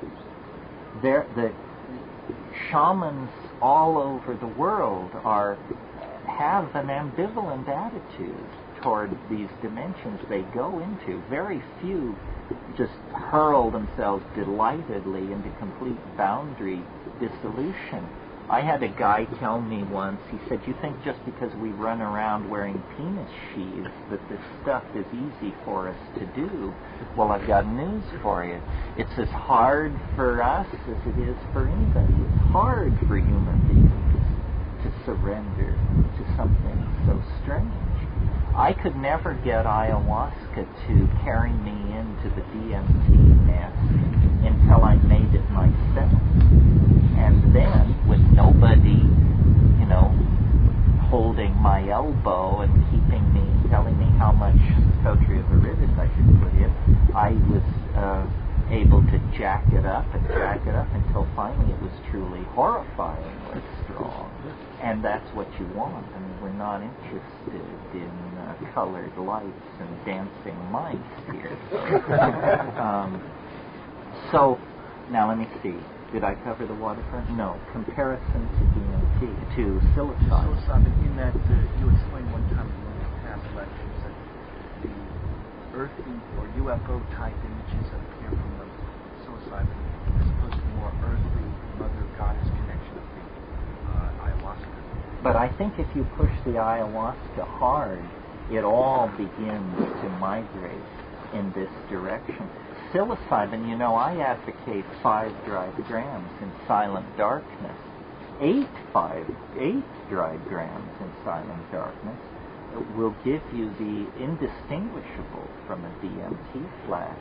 The problem is, you know, one thing about DMT that is both frustrating and liberating is that it's so brief. Basically, it's like a roller coaster. The great consolation is this is only going to last 5 minutes. If you climbed on a roller coaster of super intensity and as they dropped the bar over your lap, they said, oh yeah, this is the 4-hour trip, then you would say, well, hold on. It does appear, though, that by IV, which is mostly how I did it years ago, that it seemed that it was extended to about 30 to 40 minutes. IV DMT? Yeah. Do you mean that you shot it intravenously? You don't mean that it was a perfusion pump situation? No. Well, see, I've talked to people who've done research on DMT, and a surprising conclusion that comes out of those discussions is that shooting it is not as intense as smoking it. Shooting it... Well, yeah, it sounds fairly intense, but people who do both say shooting it can't lay a candle to. And and this is a funny thing, so I'll just mention it as an aside. Drug researchers love to shoot drugs into their experimental subjects.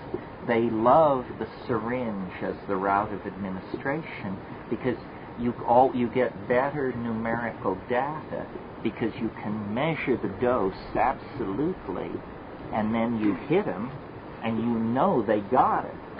If you smoke something, you may, obviously when you can hold your breath no longer and you exhale, smoke comes into the room. That's not part of your dose. And sometimes there's a residuum in the bottom of the pipe. That's not part of your dose.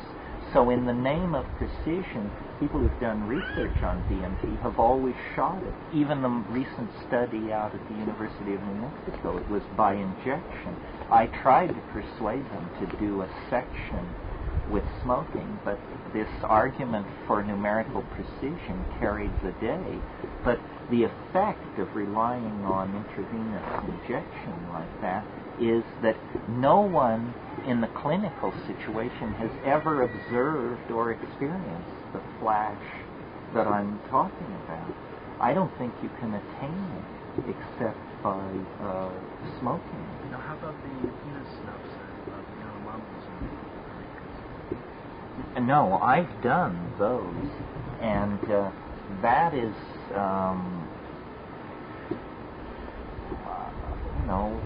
well, tell the truth, let the chips fall where they may. Highly overrated for several reasons. First of all, you have to snuff close to a tablespoon of these toasted and powdered Anodonanthera peregrina seeds, and there's a lot of cellulose there, and so you do not absorb it instantly. The other thing is it's so physically unpleasant to do it that there's a tendency to cut low on the dose, because when the standard method of administering edema is you have a hollow reed, like a bamboo reed about this long. You fill it with this powdered, toasted sawdust, essentially, that has been reduced to flour. And you get up on your haunches, and your friend comes over, and you put the tube up your nostril, and he blows. He takes a huge lungful of air, and he just blows as hard as he can. Well, the effect is like being hit in the face with a 2x4. I mean, you stagger backwards, you salivate, it's intensely painful, you scream, you squirm around in the dirt, and then you get back up on your haunches, and by that time he has loaded the tube for the second nostril. And then the whole thing happens all over again, except now you're salivating, your eye is swollen up, your sinuses are filled with this gunk, and you do it again, same thing, scream, squirm in the dirt, so forth and so on. Then you stagger over out of the sun into the shade and sit with your saliva just pouring out of your mouth, and after about 5 minutes, you begin to drift into a psychedelic state of some sort. But there is no sense of a rush, of a splitting of the world into two halves. It's not an effective route of administration. Well, how about what do they call the chorus spirits? Oh well, once That's they another get world. Like once they get intoxicated, then they play this strange game, which is almost characteristic of this white Yanomamo cultural group. Guys square off. They stand about 3 feet apart from each other, and by some means, the equivalent of tossing a coin, it's been decided who will go first. So the guy who goes first is totally loaded on the stuff, and he has mucus running out of his nose, saliva running out of his mouth. His eyes are swollen, practically swollen shut. He pulls back his hand, and he hits the other guy right in the center of the chest as hard as he can. So the guy either loses his feet or doesn't. Anyway, he grunts like a bull and stands there. He also is in the same state. Then he pulls back, and then he does it. And they keep doing this until somebody is knocked off their spot. And when you interview them later about this, what you're told is your ability to stand on your spot depends on how many of these hukuli spirits you have inside your chest. And so this is some kind of Yanomamo psychology meeting the raw data of the DMT experience. I don't know what they're talking about, but it has something to do with the DMT things that jump in and out of your chest when you smoke it. They believe that they say the demon from the tree will live in your chest. And the more of these tree demons inside your chest you have, the more physically able to resist being knocked off your spot you are, and the more shamanically empowered you are. But this goes to a point I often make with my groups, which is, one ethnic group or one culture's drug is another person's pain in the neck. I've taken awful drugs that the people, after it was over with, you'd say, God, you guys do this all the time. It's really kind of, And they say, yeah, well, it takes getting used to, and we really don't do it all that often, only ceremonies. And you're right, most people are glad to get it over with and go back to the palm beer. So your experience is basically that it's too caveman-like, it's very hard on the system biologically, and it makes it so that the time that you could be having in exploring these strange dimensions is somehow inhibited. Yeah, I don't think in the Bina taking situation that you ever get enough all at once to the synapses in sufficient concentration to deliver you over into what I'm describing occurring on you took ayahuasca and then did the snuff right after you drank ayahuasca. Strangely enough, though, those cultural groups do not overlap.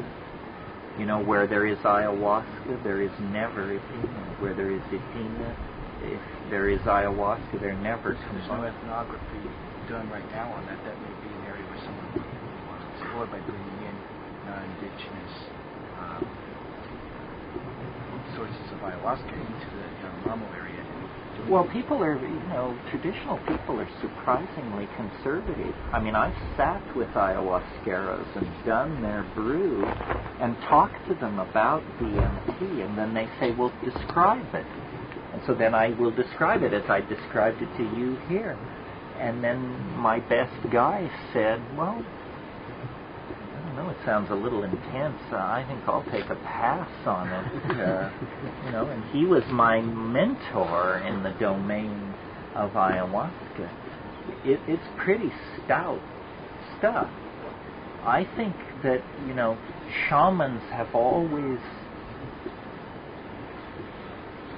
looked over the fence, looked through the keyhole, stepped through the doorway. But I think DMT, pure crystalline DMT, or ayahuasca specifically brewed to reality obliterating doses, is the only way you can approach this place. Yeah. I'm wondering, on the experience you talked about your being taught. Mention that, yes. Yeah, the second part would be how have you done this? I've done it maybe 30 times. I haven't done it for a couple of years. DMT or No, DMT. Sometimes I think it's a young man's game, or sometimes I'm just getting chicken shit, This is not a drug of abuse, let me tell you. I know people who say it's their favorite drug, and you say, well, when was the last time you did it? And they say 1968. And they're still processing to feel no need to go back and have a second look. What was the first part of your question? What kind of knowledge? The knowledge. The knowledge is interesting. The knowledge is they want me to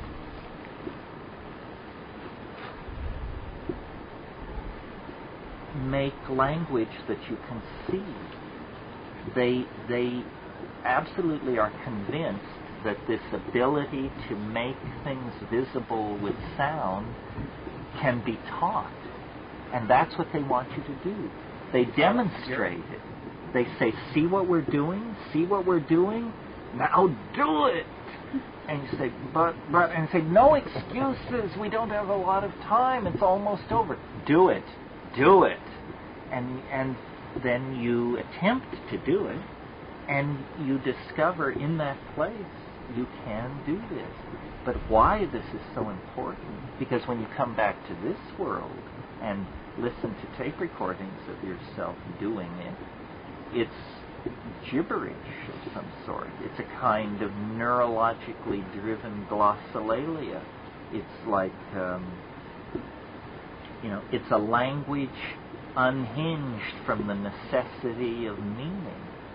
And yet, it is true that when you do it in that place, it's absolutely ecstatic.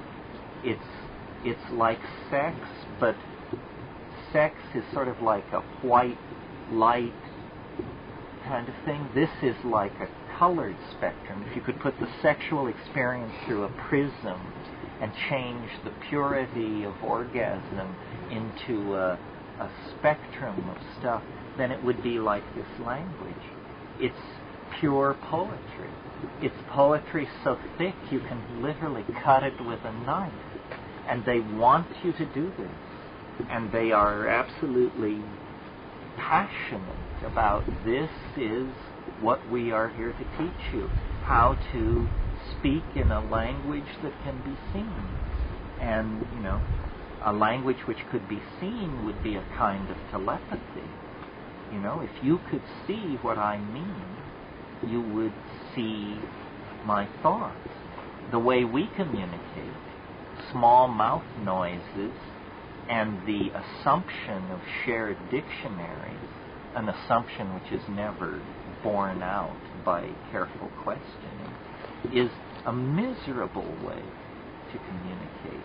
If we could see our linguistic intentionality, it would be the equivalent of seeing our minds. And so this is what they want us to do.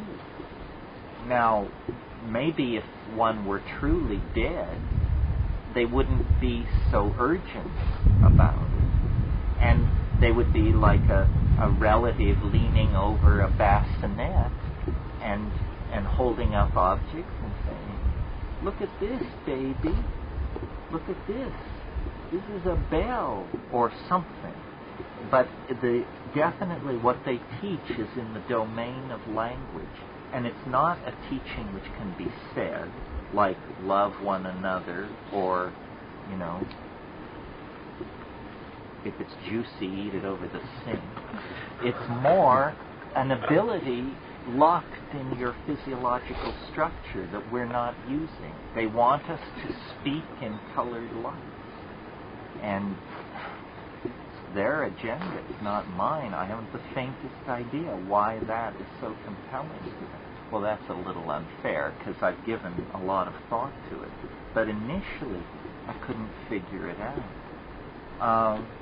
We'll, I'm sure, get more into this afternoon. It is the little self-transforming elf machine informs me. Lunchtime. Thank you for putting up with this. I appreciate your silent scorn, or whatever it is. So lunch will be over in the kitchen area, which is near the parking lot.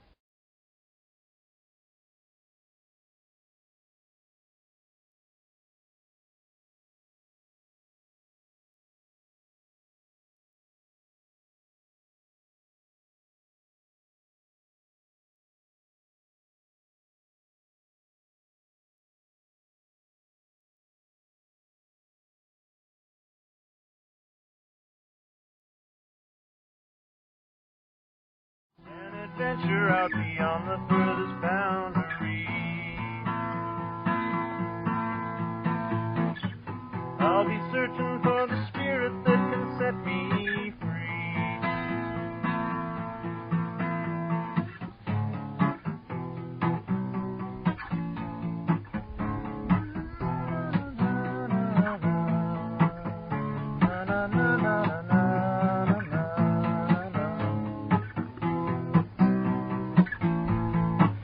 Well, I've been caught in the clutter of the day today.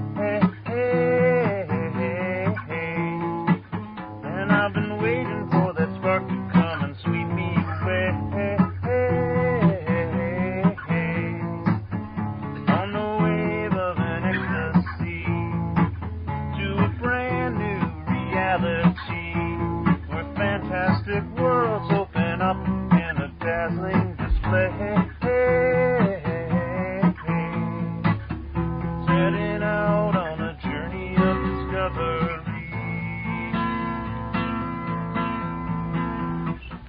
Through the doorway that opens to the mystery. An adventure out beyond the furthest boundary.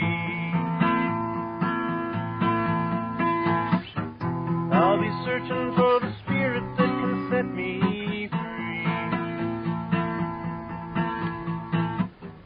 People say the spirit doesn't exist. If it comes to them, they just resist. Then they come up with some theory to explain it away. But if they only had the eyes to see the depth and power of the mystery, then they would know that it goes far beyond the things they say. La la la la la la la la. La la la la la la la. La la la la la la la. The truth is stranger than our wildest thoughts can conceive. There are dimensions far beyond this normal world we perceive. There are revelations and epiphanies. There are visionary possibilities. All that's required is the courage just to take the leap. And then setting out on a journey of discovery.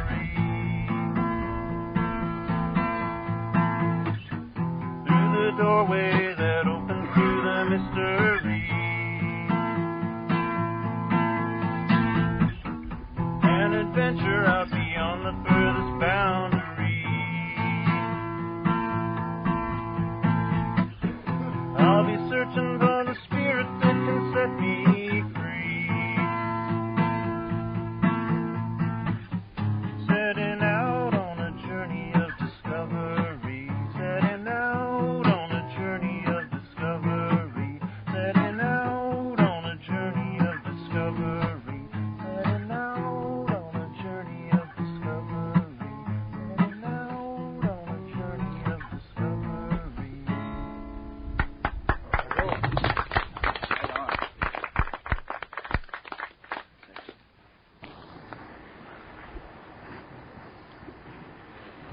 we sort of had something going before lunch. Can anybody remember what it was? Oh, well, I had a question. It was these hallucinogenic snuffs used by the Yanomami. Yeah, and hadn't we done that? We've done that. Let's not do that again. Are you still doing questions? Sure, yeah. I got one I'd like to toss around. The whole idea of the shaman as having this hyperdimensional overview, and as you say, some of them say, it scares me shitless, even the top dog. Okay? And other times what you said, you wonder why it isn't in headlines 11 inches tall. There seems to be something about the experience that is, I don't know if self-selecting is the right word, or evolutionary selecting. Why is there such a small percentage of people who actually end up, although you say everyone can do it, they do have the genetic possibility, but there's something more in the selective period that where a shaman will come out, because it is, as you say, an awesome responsibility, and yet it's everyone's possible liberation. And then one last thing, another coda to this. You mentioned that you don't think that it's the Bush or Reagan, etc., feeling that they just want to keep an economic grip as far as the sale of would-be hallucinogenics. Don't you think that there is some degree of teleological repression going on as well? I mean, you mentioned that you didn't feel that way, but I somehow, other times I've heard you feel that there definitely is. Well, I think that, yeah, I mean, it simplifies the issue to say that it's entirely a money issue. Right.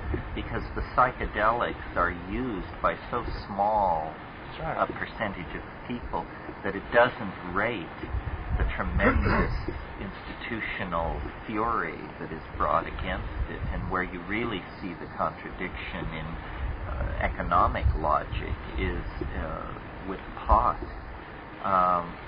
I think that the subtext of the government's fear about psychedelics is that this quality that they have of dissolving boundaries causes people to question basic assumptions about how society is run. And I think this is true of any society. It isn't an American phenomenon. It's that if you take psychedelics, whatever you are, you know, Eskimo, Hasidic rabbi, quantum physicist, you will question your first premises. And you get millions of people questioning the first premises, and then the powers that be become very nervous. It's interesting that this whole phenomenon of the 1960s occurred because American commitment to universal public education brought its first generation of people to adulthood in the middle of the 1960s, because that universal commitment to public education began after World War II.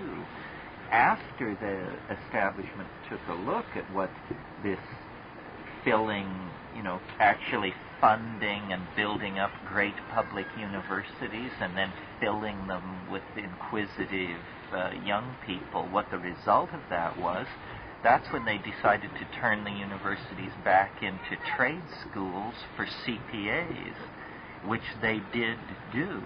I mean, there is nothing like the level and the breadth of education and intellectual curiosity that was encouraged when I was going to school.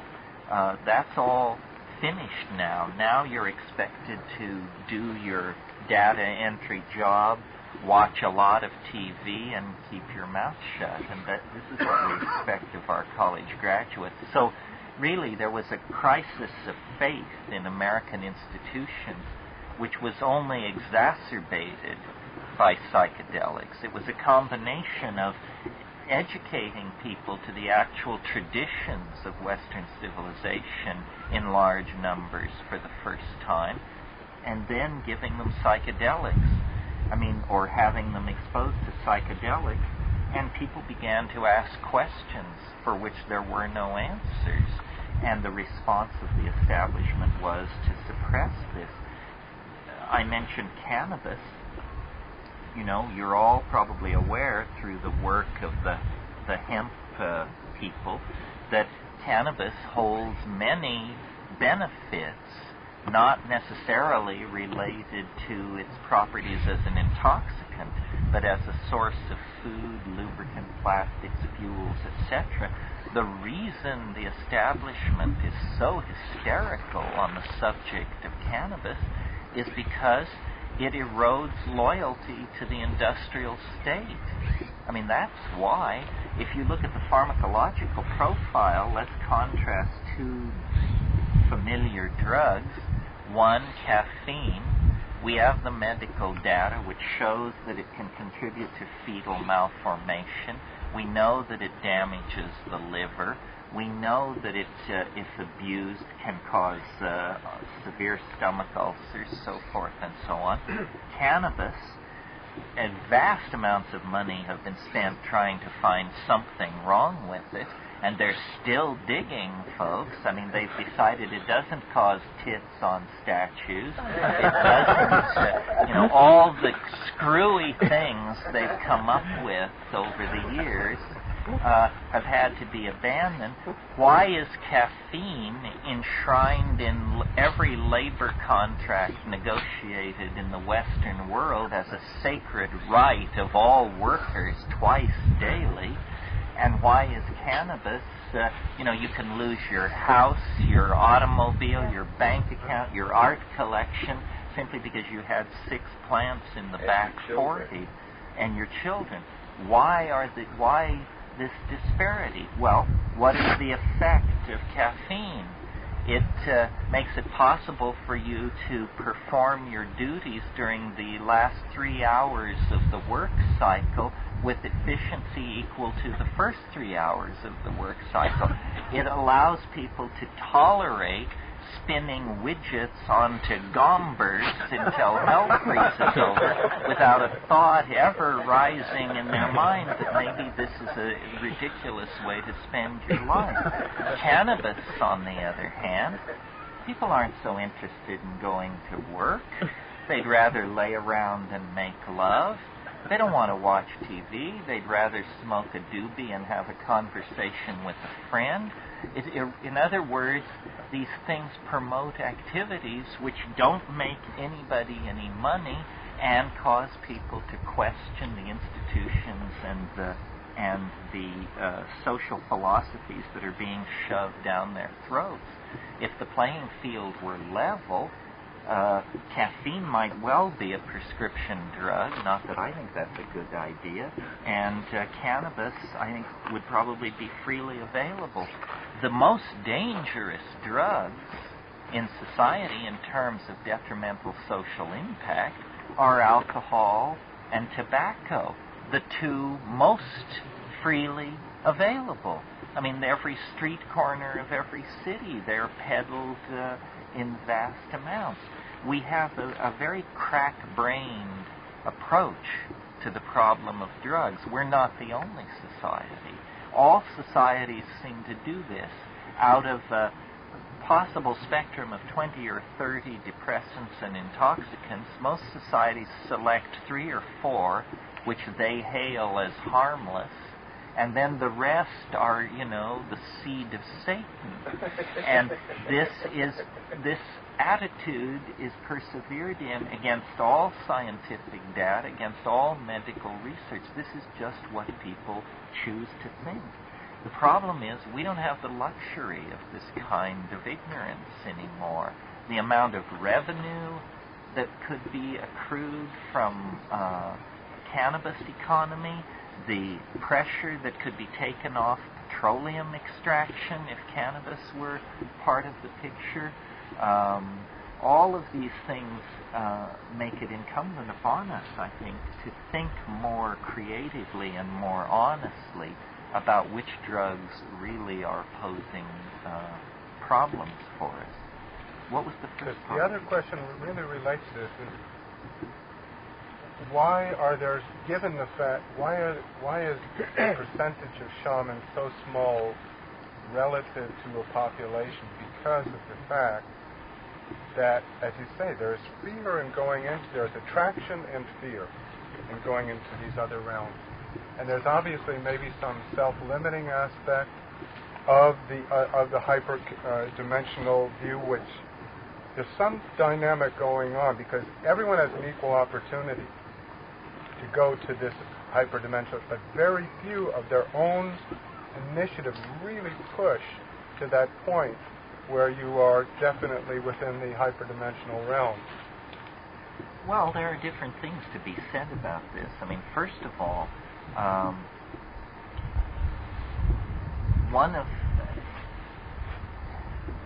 there are what are called biochemical differences in individuality, and never more so than in the matter of drugs. People are very different from each other. Years ago, I took a course from Sasha Shulgin at Cal, and at one point he brought in some substance, I don't know what it was, and this was a class of 600 people, and passed it around and asked everybody to take a sniff of this bottle. Well, 598 people pronounced this stuff completely odorless. 2 people were almost violently ill from the overpowering odor of this thing. They possessed a gene for the sensitivity to this compound that caused it to be, for them, overwhelming, for everyone else, unnoticeable. And we're surrounded by these kinds of individual biochemical differences.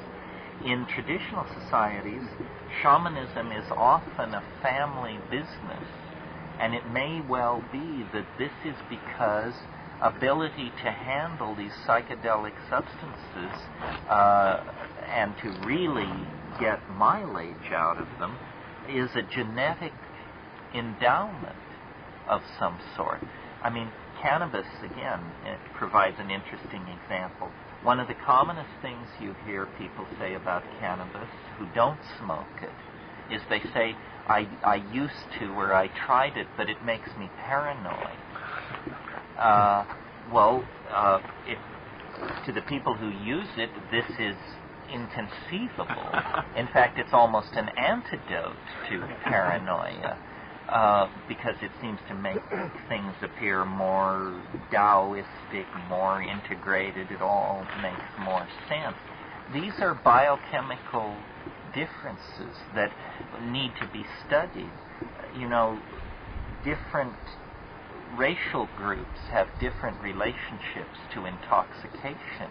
I mean, I think there is some truth to the idea that the North American Indians had a susceptibility to distilled alcohol that the Europeans, who had been dealing with it for a couple of centuries by the time they arrived here, didn't have, because the North American Indians represented a closed gene pool, never having been exposed to this. There was no selection for being able to handle it. And then there's another issue in relation to your question, John, which is, first of all, you know, some people say, well, not all shamans take hallucinogens. Well, true, and I've excited some people's ire by suggesting, but all real shamans do. And, you know, saying that somebody is a shaman, I mean, imagine if simply being able to rave and exhort on the subject of the 4 Gospels qualified you as a man of the Lord. Actually, you have to sort through dozens of so-called preachers to find somebody you would be willing to leave alone with your chickens.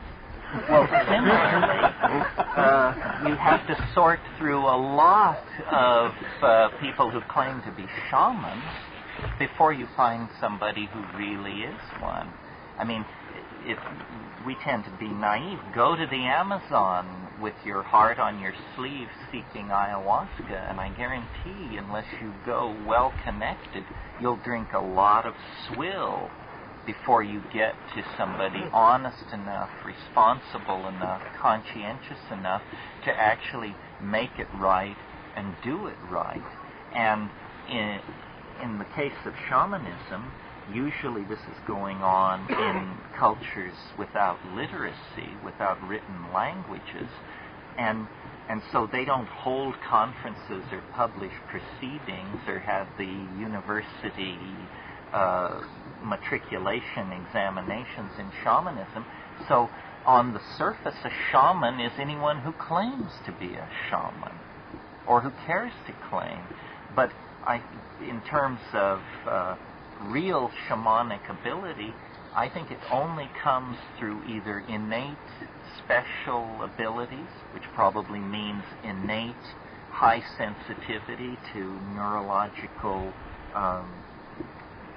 to neurotransmitters, exotic neurotransmitters, or it comes through an exposure to hallucinogens. This is a big argument in anthropology. Mircea Eliade, who normally I am very deferent to, got this one completely wrong and decided on absolutely no evidence that what he called narcotic shamanism was decadent. Well, first of all, the use of the word narcotic in that context shows that he didn't know what he was talking about. Nobody uses narcotics to shamanize. You go to sleep if you take narcotics.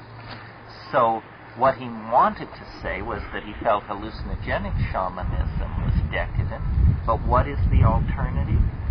Reliance on ordeals, fasting, or pathological personalities, maybe epileptics or borderline schizophrenics or something like that. I think that these kinds of shamanisms that are not hallucinogenically based are derivative shamanisms that occur at a later stage of culture when the plant-based shamanism has been disrupted by some factor like migration or the disappearance of the plants involved or something like that. Yeah. From what I understand, the Lakota Indians didn't use hallucinogenics. They accomplished all this through, the drum beat and the song and things like that. And to this day, if you talk to the Lakota about the use of hallucinogenics as far as their shamans go, they say it's not necessary. And yet in the Southwest, it's prominent. Yeah, well, right on. I think acoustical driving can carry you a certain distance. There are substitutes for hallucinogens, but they're neither as effective nor as pleasant. I mean, ordeals are what many cultures get into. Well, I was just thinking, along the lines of, someone like Crazy Horse that came out from Lakota who seemed to possess these, abilities and manifest them physically. Well, there's also the exceptional personality. The exceptional personality breaks all the rules, see. But, something I wanted to say. So would you say then, Terence, that there is a genetic proclivity, maybe in some individuals, if there is access to botanicals, and if there is no historical evidence of shamanism prior to that, for that individual to start engaging in explorations? Yeah, I think so. You know, Maria Sabina claimed that she was never initiated into shamanism. She claimed that as a girl herding the cattle, she ate the mushrooms because she was hungry, and that she was basically self-taught in shamanism in a society that actually had shamanic lineages and institutions. In Madagascar, there are these highly evolved ordeal poisons, and this is where you take a plant, you feel like you're dying, you beg to die, you want to die, and you don't die. You come back from it a better person, but it is only because you were slammed up against death itself. Ordeals work, but they're not very pleasant, and the idea of putting yourself through an ideal like that once a week or twice a month as part of your professional practice is pretty outrageous. The other thing that has to be said, and this is really important, and I think anthropologists have sold this one short, experiences are what we are least able to communicate to each other. We can describe machine parts, agricultural procedures, but anything in the realm of feeling, our languages are woefully impoverished, and I don't think that's specific to English. I think it haunts all human experience, that it's hard to communicate how we feel. Well, so then there's a vast spectrum of experiences that come from plants, and I dare say most of them unpleasant. Let's start out with eating Dieffenbachia or something, which causes your throat tissues to swell up and you feel like you're strangling. Or, Amanita muscaria is a very controversial shamanic plant because some people say it's garbage, and Gordon Wasson in his last book called it the supreme entheogen of all time. Well, clearly people are they talking about different things, or are they interpreting the same experience differently? And so there are, for example, people who are fond of peyote, like, if they haven't done their homework, like to imagine that they are taking this ancient hallucinogen that has informed the lives of the Sonoran and the Indians of that area for thousands and thousands of years. Well, this is, as far as anybody can tell, complete bunk.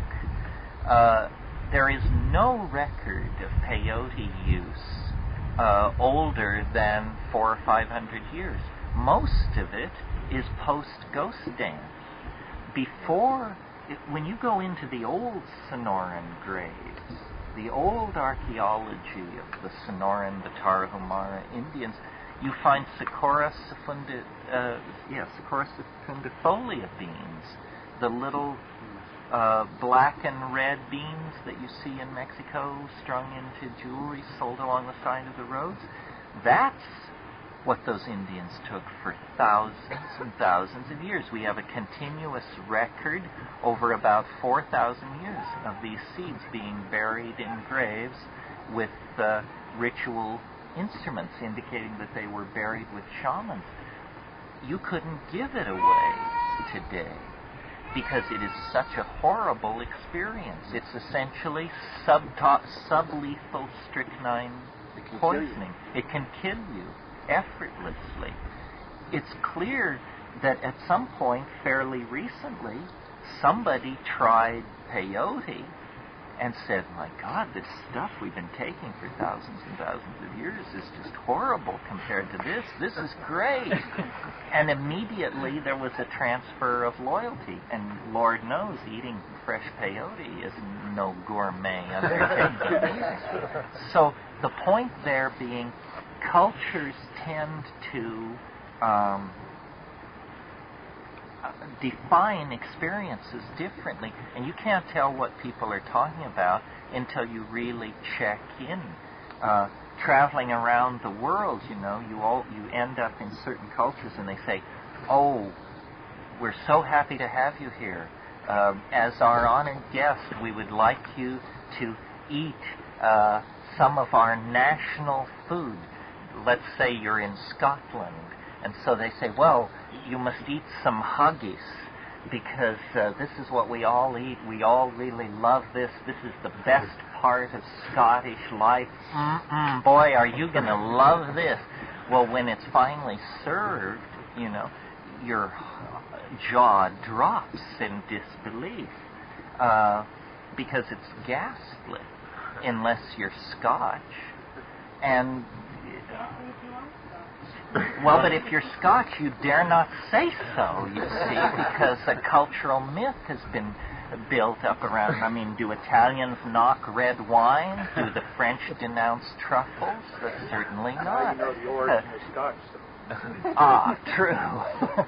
Pâté de foie gras is always my example of it.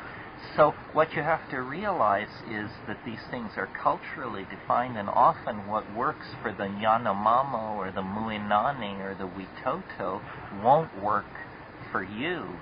Datura is a good example. Datura is a shamanic plant used by many people throughout the world. All of them, I think, pharmacologically deprived. Otherwise, they wouldn't put up with what you have to put up with to take that stuff, And my interest, and it was practical, was to find a hallucinogen that did what I wanted it to do and didn't do anything I didn't want it to do.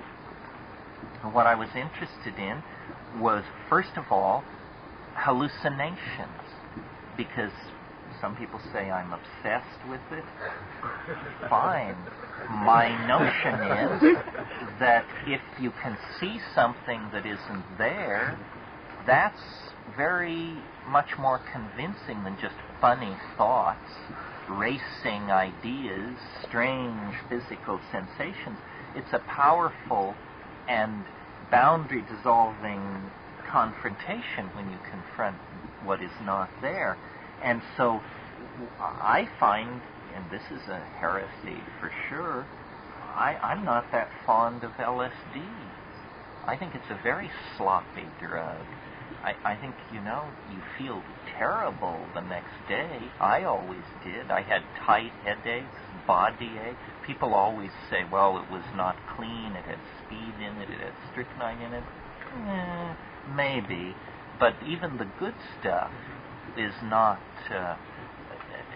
and it wouldn't hallucinate for me the way I wanted it to. I could get hallucinations if I would smoke hash with it, but on its own, it was what I have described in other places as abrasively psychoanalytic, unpleasant, confrontational, and what I was interested in were hallucinations. So when I got to psilocybin, I remember after my first mushroom trip, I said, thank God we found this stuff. I'll never take LSD again. That wasn't quite true, but I'll bet I've taken it less than half a dozen times since my first psilocybin trip. So, and in terms of the chemistry of these things, my conclusion from all this fiddling is that it's the indole hallucinogens that are at the center of the mandala. They do what we want them to do with very little detrimental side effect. LSD is one of them. Ibogaine is one of them, not one widely known. We got to save something for our old age, folks. Harmine and harmaline, the beta-carbolines, when complexed with DMT, and then psilocybin, and I think that's the basic list. Well, those these are really the keys which open the lock very easily, very cleanly, very dependably.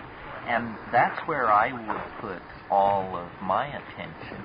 And, you know, even in that domain, you have to be somewhat careful. My brother and I spent years tracking down a hallucinogen in the Amazon called ukuhe that was an orally active form of DMT, which remember I said that DMT is destroyed in the gut. So we were fascinated to try and find this ukuhe because we wanted to know how it was possible that it could work orally. And also the ethnographic accounts claimed that the people who used it spoke with little men. And we wanted to see these little men, to see if they were the same little men we were talking to. Well, we had 3 expeditions to the Amazon before we finally closed in on this stuff. And when we finally got it, you know, with this tremendous sense of having attained the grail and having finally this was going to do it, this was going to be the one, then we took this stuff, and my God, it turned us every way but loose. Your heart feels like it's pounding its way out of the front of your chest. You vomit. You have tremoring of the limbs, on and on and on. So we go through this, live through it, wash off in the river and go looking for the shaman to lodge a complaint. And he says, yeah, well, it's hard to get used to. And so then when we get it back home to the lab and do the high-pressure gas chromatography and all the rest of it and see what's really there, you see that the genetic component of the varroa trees from which this resin is extracted it's a mess. It's too many tryptamines. DMT, DET, 5-monomethyltryptamine, 5-MAO DMT, and several other cardioactive tryptamines. It looked like they'd swept the floor of an Indol chemist's lab to put together the components of this plant. You don't want this. You don't, because it's like taking 10 drugs at once. You know, it's all running together. You can't tell whether you're Agnes or Angus. What you want is a DMT source where when you put it in the gas chromatograph, you get one spike, that's N-dimethyltryptamine, and all the rest is cellulose, a little DNA, and that's all, some minerals and salt. If you don't have a clean source, then, you know, it's contaminated. So even that legendary shamanic hallucinogen, when actually put to the use test, wasn't able to pass it. Yeah. Yes, going back to the DMT and mushroom psilocybin, you were talking about taking psilocybin and then doing breath control is indistinguishable from a DMT trip. If you do it correctly, you can coax it. Since this is a learning tree and you're sort of in front there, maybe you could give us an idea of what it's like to coax 5 grams into an... I'm sure you won't be able to give us all the information, but maybe you can sort of enlighten us a little bit and we can sort of work in that direction. At least I can work in that direction. Oh, you mean how do you get at the peak of a psilocybin trip to deliver you into DMT land? Yes, because sometimes I get a little jealous hearing you talk about DMT trip, and I sit here and say, I want to find that stuff, and anyway, so. Well, the thing is, psilocybin will take you there if you have the courage and the stamina to tolerate the duration of the psilocybin revelation. Thank you. First of all, you take a heroic dose, 5, 6, 7 grams. Then, when you're peaking,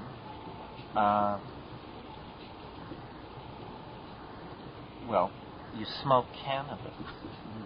Then, you sit in silent darkness, alone, because I think the presence of other people always pins you to the surface with this stuff. I mean, you don't need somebody else there. No matter if they're talking or not, they can just be in the room and you're aware of them. Just sitting there, then this is a different thing. Yeah. Breathing, exhaling, breathing, exhaling, and then you form an intention for it to approach you. I mean, you say, I can feel it. I mean, it's almost it's a neighborhood. It's a pharmacological neighborhood. And you know how you may go to Little Italy, but there are no Italians on the street. But if you start, you have to somehow shake them out of the nest. And you simply ask for them to appear. I always hark back to that episode of I Love Lucy, where she and Ethel are discussing how to contact the space people. And Lucy tells Ethel, she says, well, I just say, come in, little green man, come in, little green man. And yeah, it's a big laugh now, but try it on 25 milligrams of psilocybin.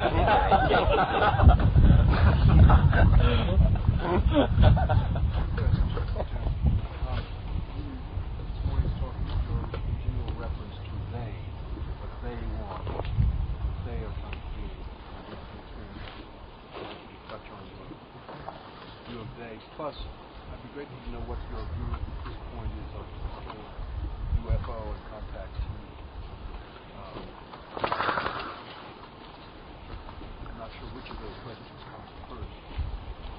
Well, the they of the DMT thing is these entities which you contact, although they may turn out to be toys created by someone unseen who is in fact in charge of this hyperdimensional maternity ward. But these toys, if that's what they are essentially teaching machines of some sort. They're trying to get you to perform this linguistic activity.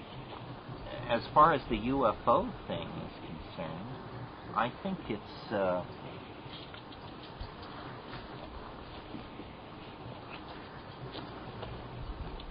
well, it sort of requires some backgrounding. I think that there's something fundamentally wrong with our understanding of the world. Fundamentally wrong. And what it is that we believe that the past creates the present. That the present is the sum total of actions and situations that exist in the past. In other words, we believe that the horse pushes the cart. The horse doesn't push the cart. The cart is pulled. There is an attractor in the future. There is actually, I think of history as a bowl down whose slope we are making our way. Well, since we are in a situation where conservation of energy is important, where are we all going to end up?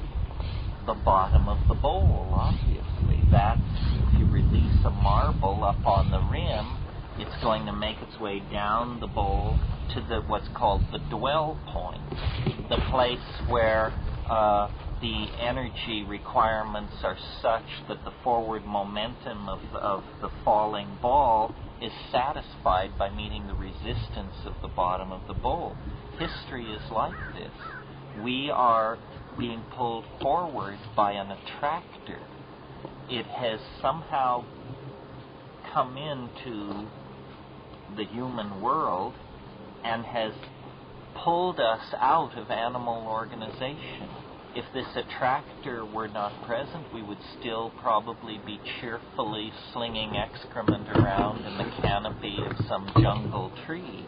But because of the attractor, we have been pulled into social organization, technology, language, community, so forth and so on. And mystics and seers and visionaries are people who have a relationship to this attractor that is different from the rest of us. They can glimpse aspects of this thing. And when I think of it this way, I always think of those the mirrored ball that they hang over the bar in a disco, and then they spin it and it throws reflections of light all over the room from the ambient lighting. Well, history is like this.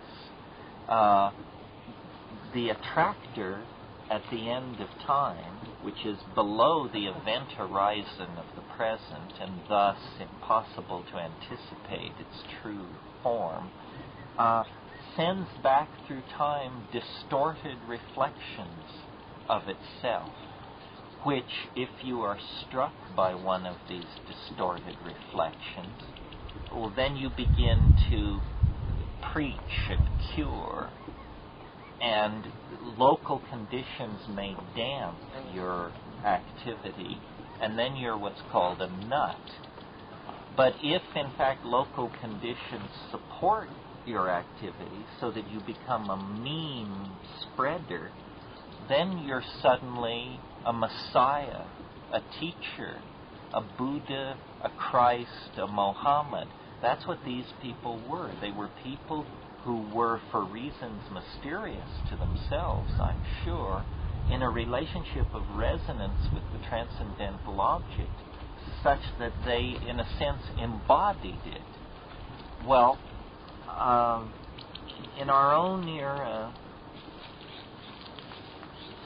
because of technology, and Jung was on to this when he wrote his book in 1948 called Flying Saucers, A Modern Myth of Things Seen in the Sky.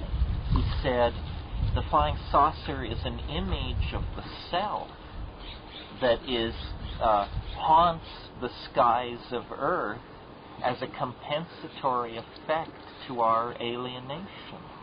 Well, I think that that's exactly what's going on, except that he didn't realize how nuts and bolts that explanation was.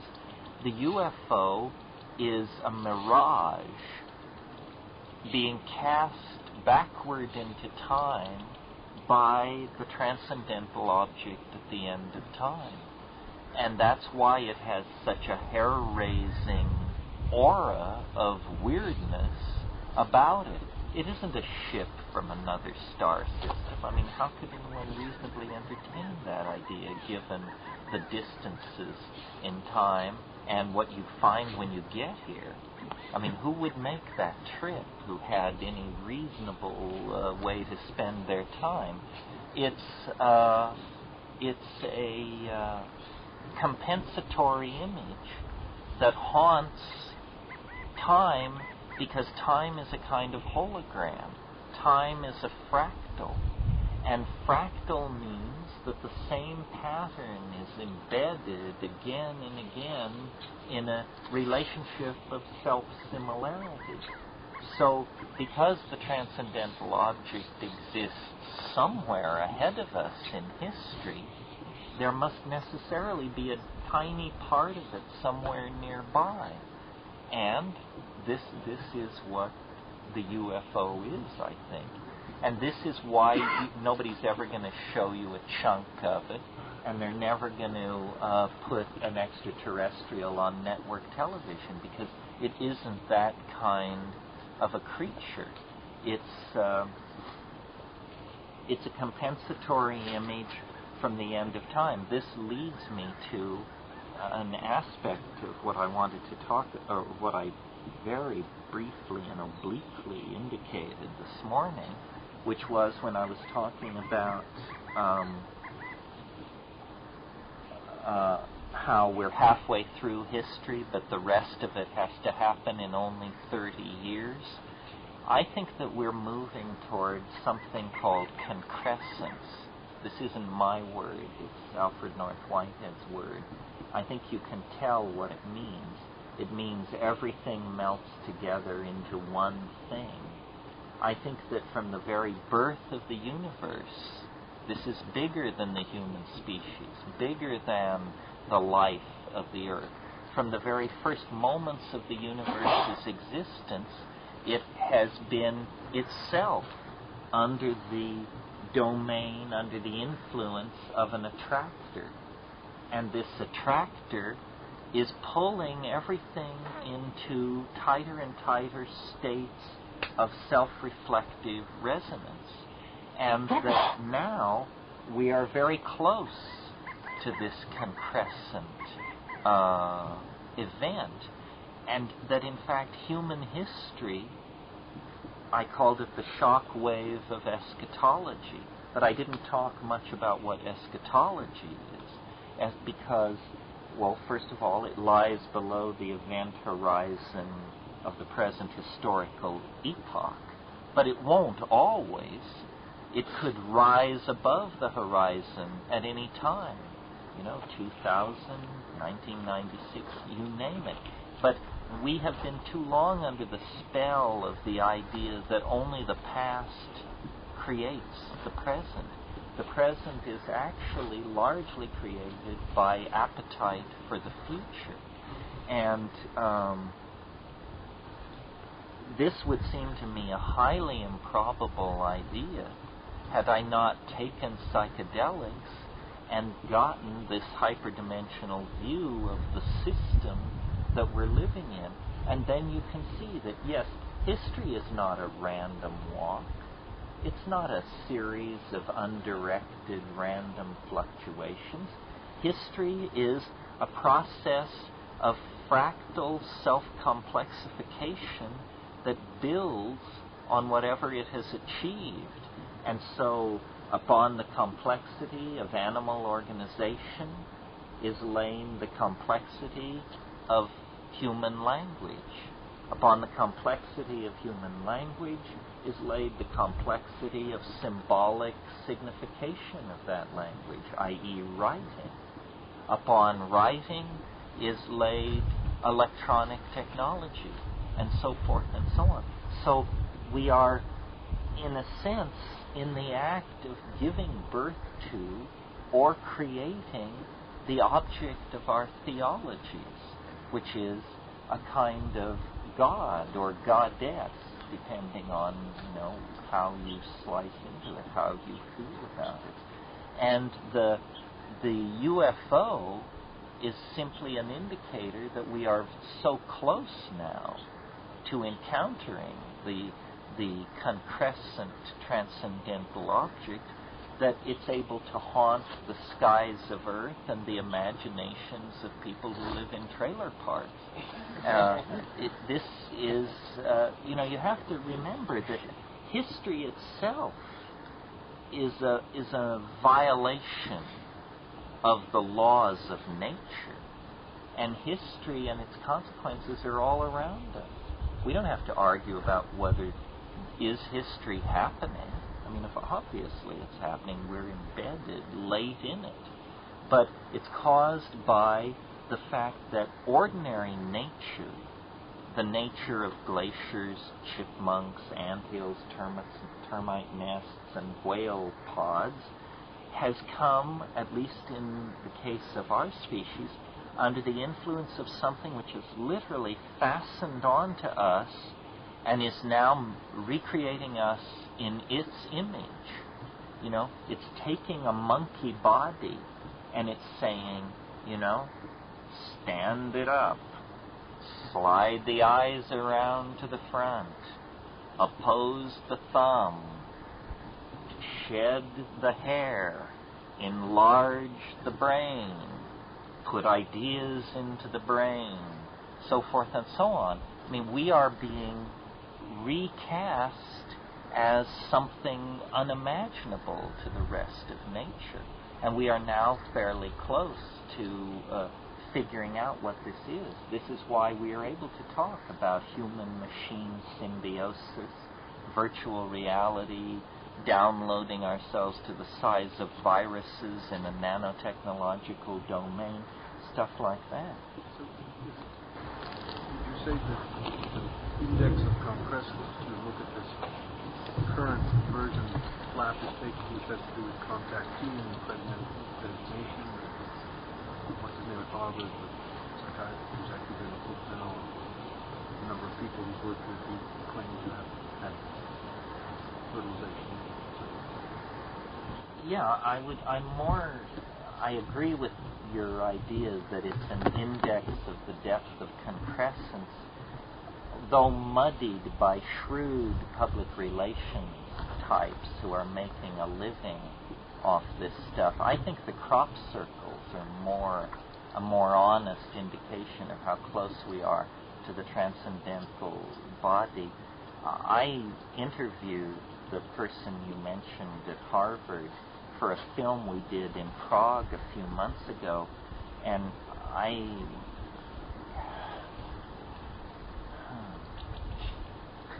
His name was?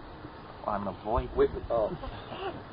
And I had to ask him halfway through the interview, I said, well, do you detect anything in your own psychological makeup which makes you unfit to be doing this work? That was after he told me that he'd interviewed 500 women who had had fetuses removed from their bodies by space people. And he said, you know, the amazing thing about this is there are no physical scars at all. And I said, well, what does this suggest to you? And he said, advanced surgical techniques of which we have no knowledge. And I'm just, my craft detector went AWOL on that answer. The rules of evidence are not in suspension for the new age. And, people who recall their lifetime as the barber of Nefertiti or whatever have serious problem with what I call the rules of evidence.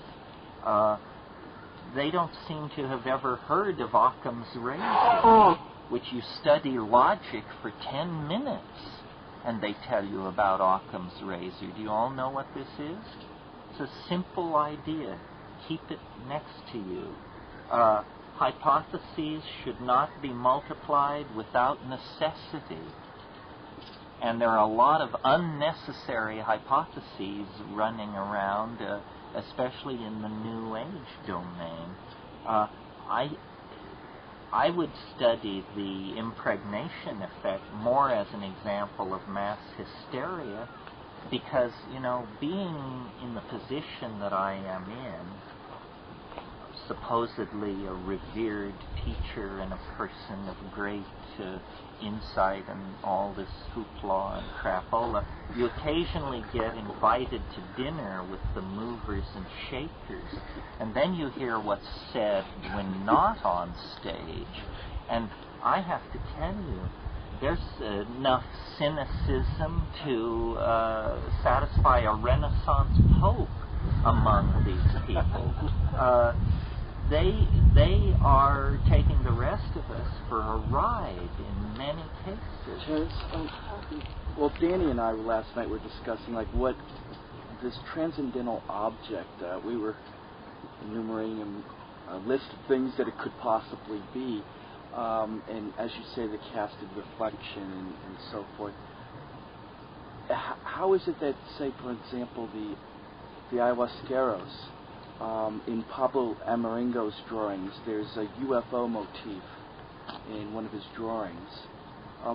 What is that? You mean, do they see UFOs? What are they? What is it that they see? When is it? Because they specifically identify this motif as separate from the rest of the drawings in one of Shaman's drum magazines, I believe. Well, I'm giving the UFO a slightly different status than this stuff I'm dumping on. I think the UFO is real, or that there is a real phenomenon. The problem is, what is the phenomenon? And it's why someone who sees a spinning disk in the sky assumes then an entire theology about friendly extraterrestrials coming to help us out. And why do they assume that? What they've seen is a spinning disc in the sky, for crying out loud. Maybe what they saw was a spinning disc in the sky. There are two phenomena here which are entangled inextricably and unfortunately for the intellectually honest. There's the UFO. Who knows what that is? And then there's the UFO community. And the UFO community is just fraught with the most crack-brained, peculiar, self-serving, unstable, mush-minded group of people you would ever hope to get together in one place. I mean, it's like a magnet for screwballs. I mean, people who like to wear diamond tiaras and give themselves funny names, and it has absolutely nothing to do with the tremendously fascinating and ambiguous phenomenon of strange things seen in the sky. I mean, I went through this, I'm not talking as an outsider.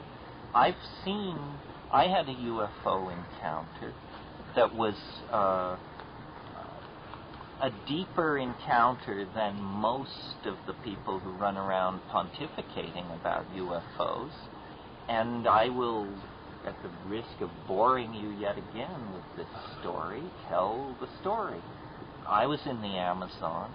I was having all these revelations about time and one thing and another, and I noticed a place in the sky where there was a spectrogrammatic diffraction of some sort. It wasn't a rainbow, it was a colored smudge in the sky. And I was lightly but continually intoxicated on mushrooms during this period. And it said, "Watch there." It was in the southwest. And I really didn't need to be told, but it said, "Watch there." So I sat up one night, all night, on this rock by a lake, watching the southwest. And around 4:30 in the morning, with essentially a perfectly clear sky, except that off the Amazon jungle, local mist rises. And so about 1.5 miles away from me on the horizon was a line of what looked to me like a little fog bank.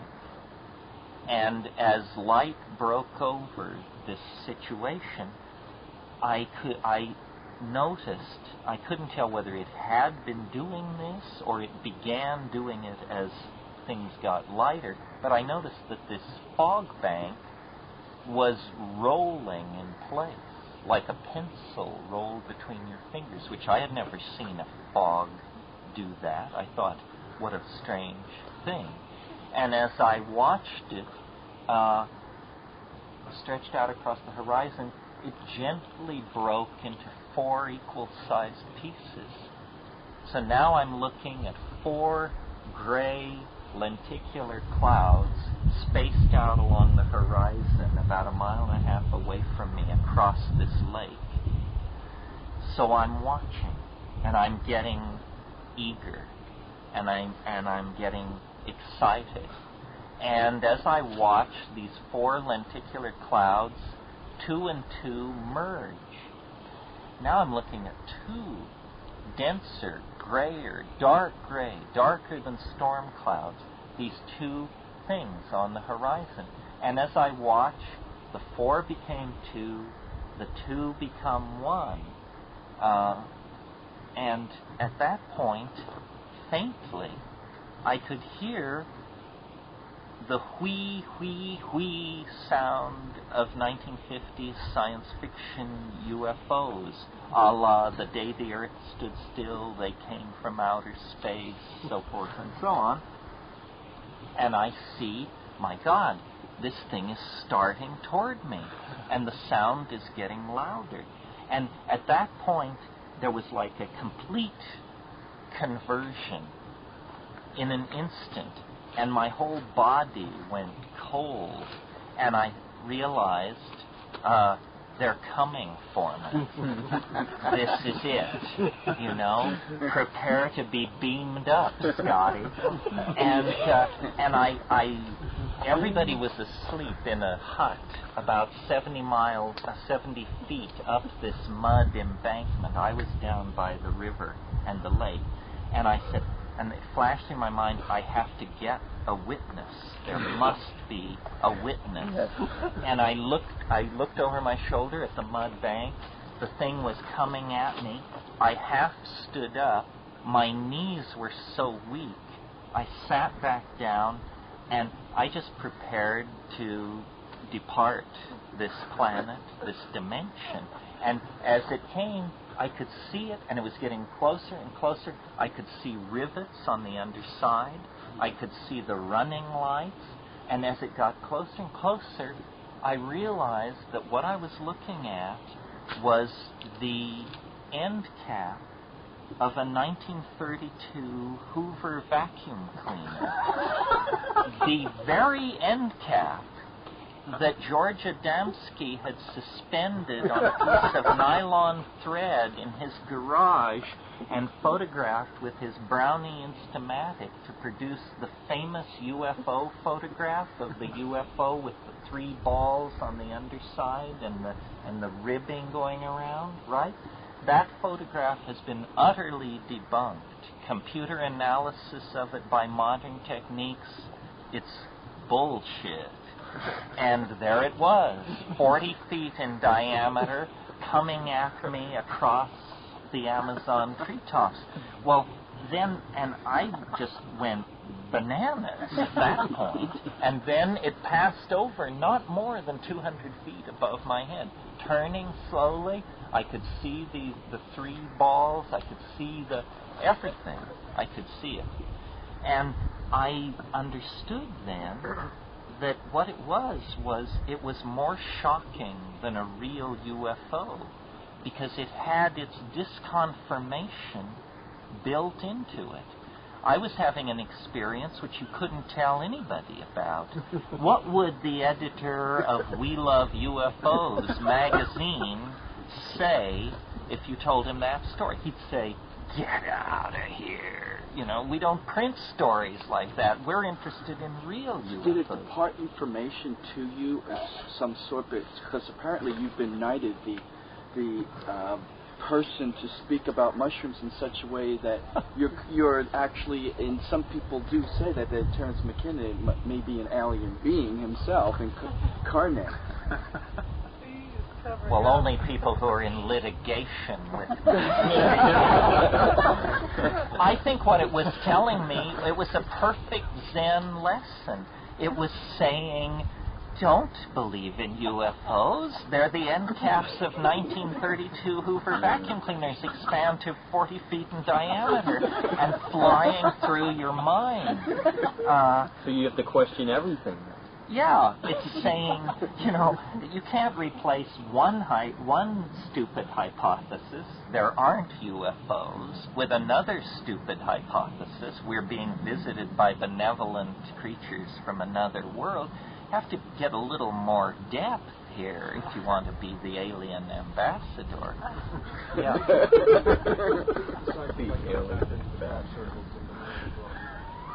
Well, the crop circles, I'm now less sure about the crop circles. What I liked about them was that they appeared at a certain point in time, and then each year there were more of them. And I figured that we could take how many there are each year and draw a curve and reach a conclusion about how far away in the future the source of them was. Because if they are, it's almost as though the UFO leaves no trace. I mean, the burn marks on the ground, but already you're into dubiousness, because who has ever seen these burn marks? Only the editors of these UFO magazines and their willing sycophants. I mean, you and I have not seen these burn marks. We've seen photographs of funny stuff on the ground, and we're told that's it. the crop circle leaves a trace that is enduring. But the problem I have with the crop circles, and it's odd how you never hear this discussed, is that nobody has ever seen one come into existence. We get before and we get after, but how come we never get during? Do they appear instantly? If they appear instantly, that would be pretty convincing. Just glance, it's not there. Glance, it's there. You would figure, yeah. There's the guy who's doing a lot of the research is Collins, Andrews, Lee, doing a lot of research on this, and I've got a recording. And this is basically how he described it. They were waiting and setting up in this area to, try and record some of this going on. And it's just opening up. And all of a sudden, the recorders are running, and all of a sudden they all stand up because there's this incredibly strange, powerful sounding buzz of some kind that comes from far away. It just comes zooming up and comes past them over this little rise that's next to them. Okay? And it takes them all of maybe, 45 seconds or a minute to get to the top of the rise, and there on the other side of the rise is a crop circle that wasn't there when they started setting up. So apparently, and Richard Hoagland talks about this too. Don't get me started. Okay.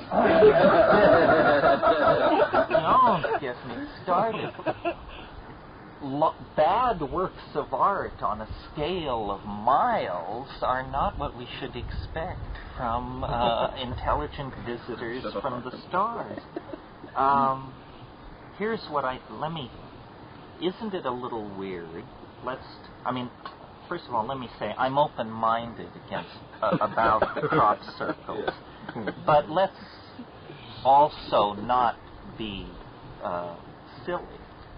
Isn't it a little peculiar that this phenomenon appears within driving distance of the apartments of the people most likely to chronicle and proclaim it as a manifestation of telluric energy from another dimension? In other words, what if it had been happening in Turkmenistan? Then you would have something, but then how would John Michel and Colin Andrews and all these people have been able to make a living off of it? There are a number of things that are really weird about the crop circles. First of all, we're talking southern England here. The place is littered with RAF bases, nuclear weapons depots, intercontinental missile delivery systems, so forth and so on, and we're asked to believe that the Ministry of Defense is utterly unconcerned about the fact that the airspace of Great Britain is being violated night after night after night by a mysterious agency that, if it can snap the stem of a wheat stalk, could throw the switch on an electrical device of some sort. The British establishment is utterly unconcerned by the crop circles. They're not necessarily sure it comes from above. It's coming from under. Well, but wherever it's coming from, if you had a nuclear weapons depot, I think you would be Johnny at the rat hole to find out what's going on.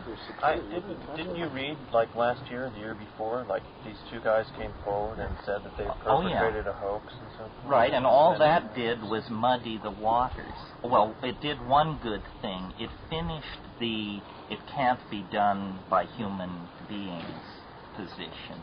We now know, Rupert and all these people, Rupert, believe it or not, is the plant pathologist who serves on the board of the Cereologist, which is the main publication that is booming this.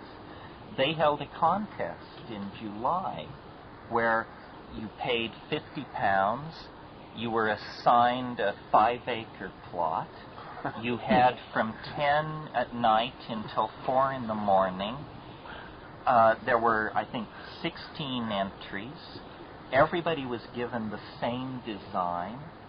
And at dawn, judges helicoptered over the sites and then made a ground inspection. And 3 of the contestants produced crop circles that were indistinguishable from the real thing. Beautiful crop circles. And I'm getting this from believers. You know, this is what Rupert reluctantly informed me of. I think that, and you know, one theory is that it's a particle beam weapon being tested from space. But tested 750 times in the last 18 months in the same small part of England? Never cover their tracks.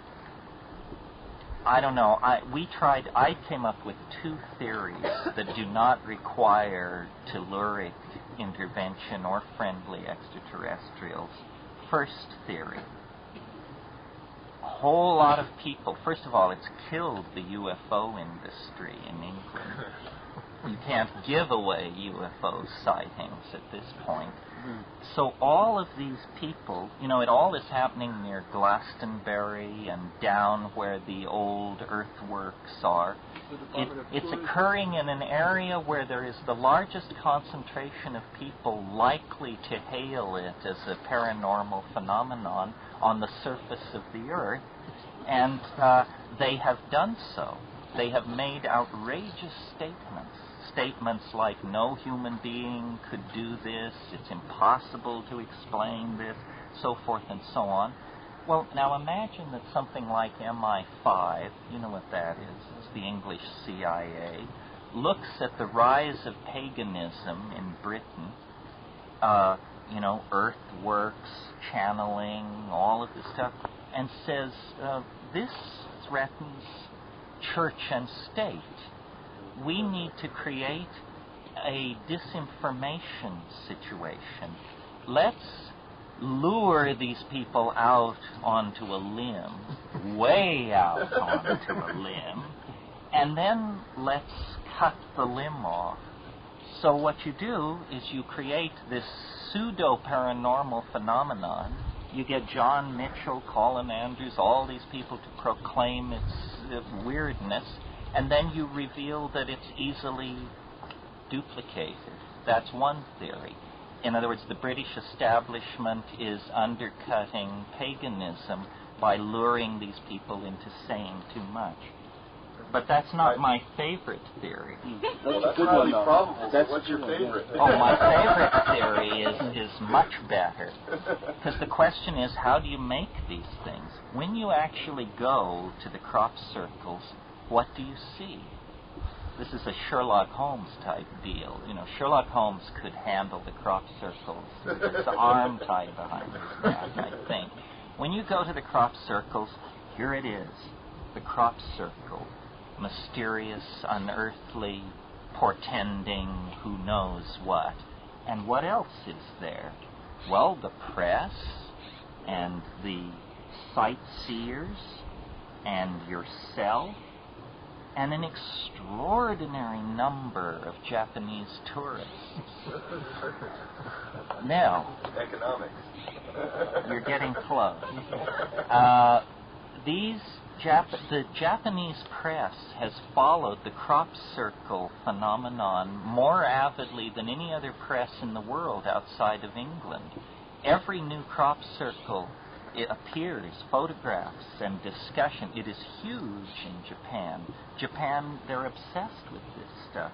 I think that what might be going on, this is certainly a lot more likely than extraterrestrials or telluric forces. Do you all know what MITI is? It's the Ministry of Trade and Industry. It's this enormous organization in Japan which coordinates technological development and marketing. It's what we're talking about when we say Japan Incorporated. I think that this is a MIDI research project, and that these Japanese tourists, which are ever present at these sites, some of them are drawn from a centuries-old tradition of ninja stem snappers who, at a given signal, are able to hurl away their Nikons, rush into the corn, and in the matter of a few minutes create these things, then put their cameras back on and their sunglasses back on and take up their deep cover as Japanese tourists. Now, why would MITI do such a thing? What's in it for them? It's a semiotics project. They are studying the impact of symbols on the Western mind. The closest thing to these crop circles, if you look at a complete encyclopedia of them, are the pottery marks made by master potters in medieval Japan on their ceramics. Almost all of the crop circles, except the frivolous ones, like, for instance, how about the fact that the symbol of the Cereologist magazine was done in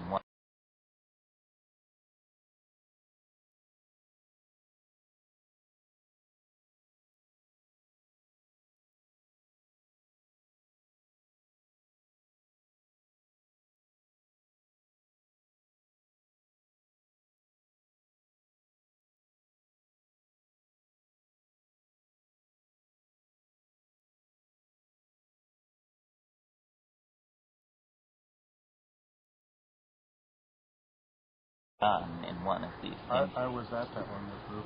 Yeah. These things, it's got humor behind it. I mean, it's a grand silliness of some sort. I'm willing to be proven wrong. I grappled with it like everybody else for 6 months, but the density of flakiness around it is incredible. And the number of people whose private agendas are being served by this. I mean, if it were happening north of Hudson Bay, there'd be no money in it.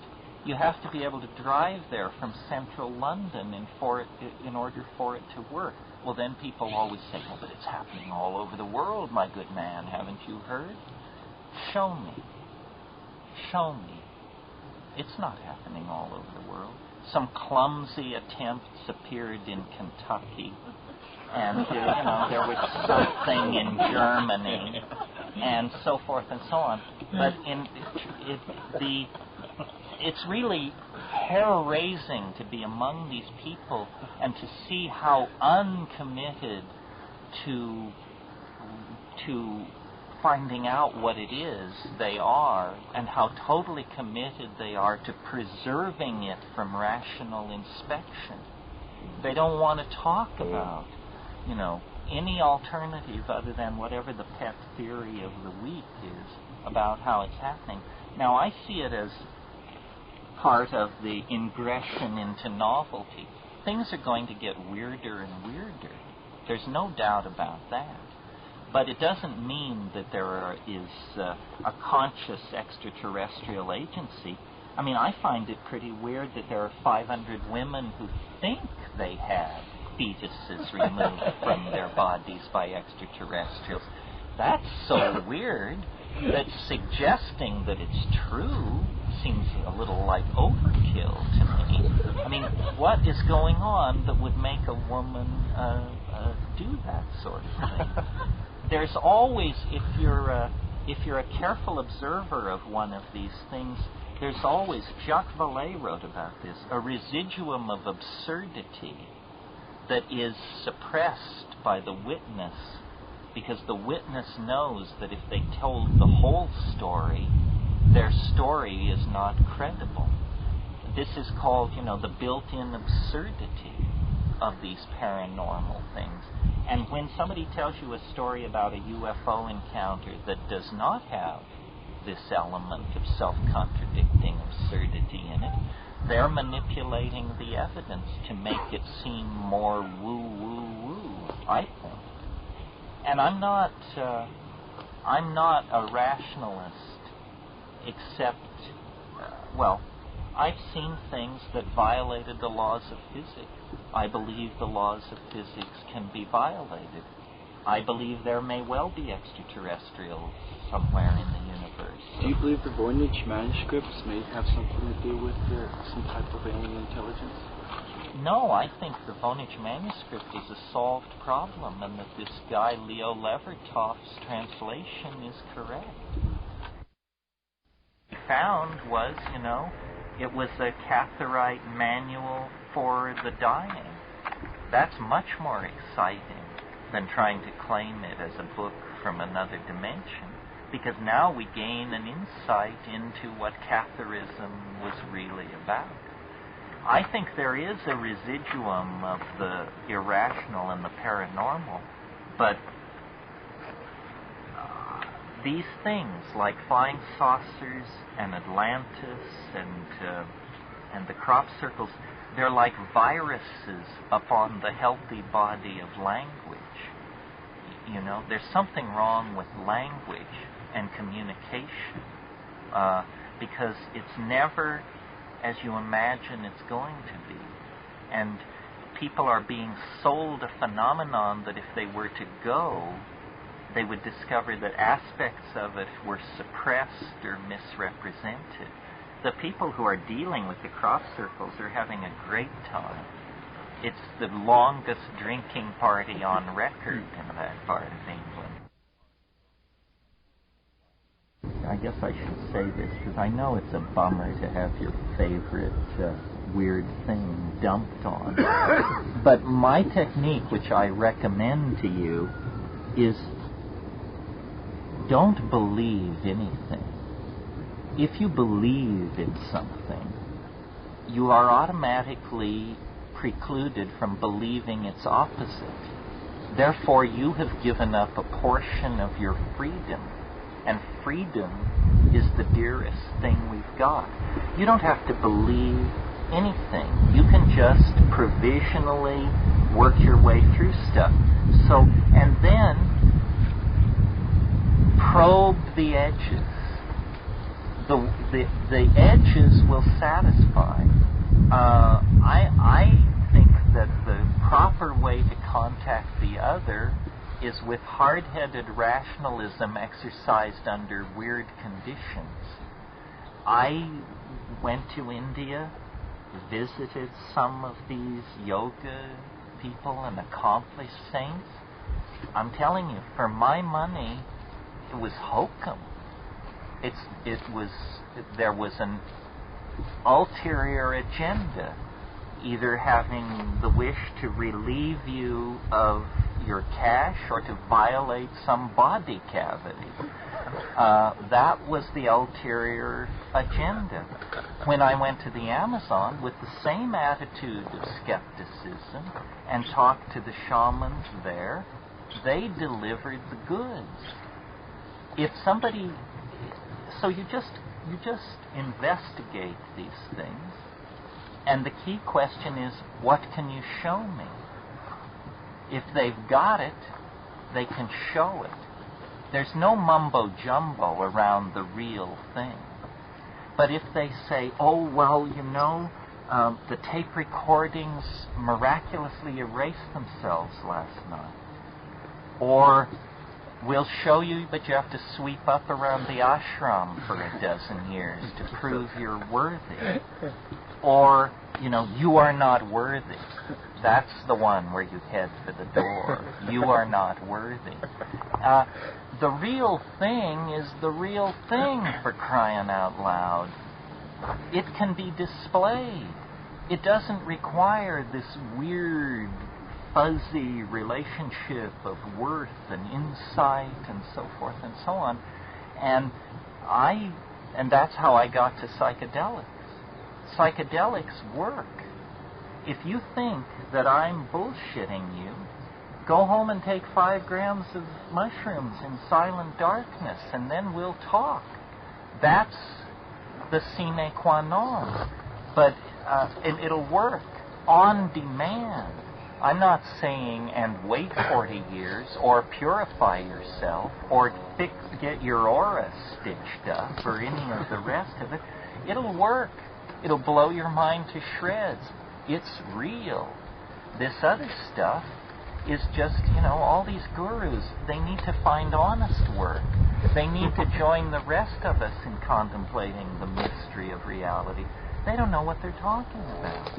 If they knew what they were talking about, they wouldn't have to shuffle the deck when you're out of the room. And that's what's going on. Somebody must be outraged and insulted and terribly disappointed. Yeah. Getting back to the DMT.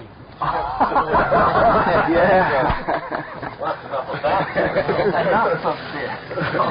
You have the same experience each time you take it under similar conditions. Do other people report the same things, the same teaching machines? And how does it relate to near-death experience? On the other side. In order. Yes, I do have the same experience each time I take it. Do they say, nice to see you again? They say you've sent so many, but you come so rarely. And then the more interesting question, do other people see it? Get it permission. Yeah, do I get a permission? Do other people see it? What I've thought about this question a lot, because it's a question of communication. If they saw it, could they tell me? If they told me in their language, would I understand what they were telling me? And what I've decided is that the experience is an archetype. It's the archetype of the circus. Why? Don't ask me why. I don't know why. But for instance, I've listened to many, many people talk about their DMT experiences, and inevitably, this is the box into which it will fit. I gave it to a woman once up in Washington, an anthropologist. It was a subthreshold dose because she coughed. I could tell she didn't get it. And when she came down, she said, it was the saddest carnival I've ever been to. She said the rides weren't open. The tents were shuttered and there were little gum papers blowing between the things, the stands. The circus is an interesting archetype because it has a number of facets. First of all, you have the three central rings under the big top. That's the dome. And in the central ring, there's light and color and clowns. Remember that Maria Sabina called the mushrooms the little clowns. And these clowns, the circus is for children. And when you take DMT, one of the things I didn't mention in my description of it is you have a peculiar impression of your own body geometry. Your head seems to be very large in relationship to your torso. You are, in fact, an infant in some sense. You become a child. This leads to thinking about the 52nd fragment of Heraclitus, which says the aeon is a child at play with colored balls. Nobody knows what this saying means, but it's persisted for about 3,000 years, so it must mean something. But outside the three rings, there's another aspect to the circus. It is spun into eros, because above the center ring and up near the top of the dome is the beautiful woman with long blonde hair and the tiny, skimpy, spangled costume, and very complicated narrative-type dream, and the alarm rings, and by the time your feet hit the floor and you stagger into the shower, it's gone. It's not partially gone, it's all gone. And all you can say is, I was having this amazing dream. I have no idea what it was. The DMT thing can leave you just that quickly. And also, and I think this has a bearing on this, they have studied the production of DMT in normal metabolism, and it peaks in normal human beings between 3 and 4 a.m. This is when the deep dreaming is going on. This is when the intense REM states are being experienced. So I think that where the dead and the living get together is in the dream time. Australian Aborigines have been trying to tell us this for as long as we would listen.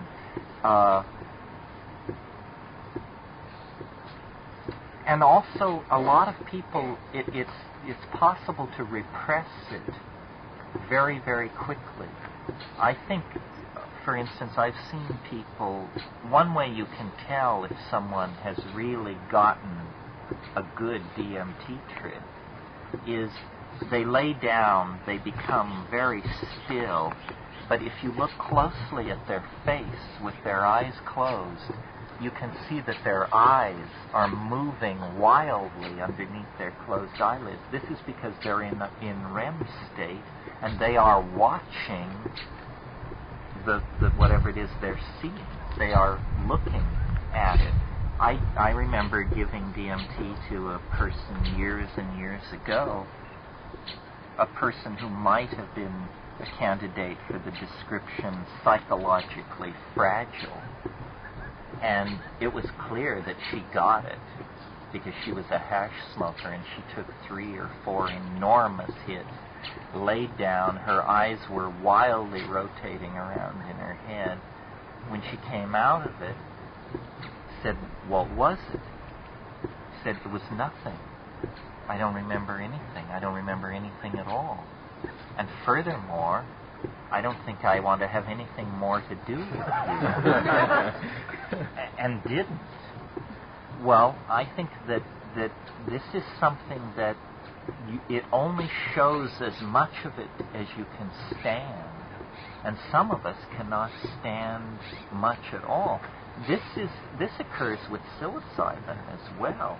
I've had experiences with psilocybin where I've said to it, after hours of hallucinations of one sort and another, I finally say, you know, what I'm really interested in is your true essence.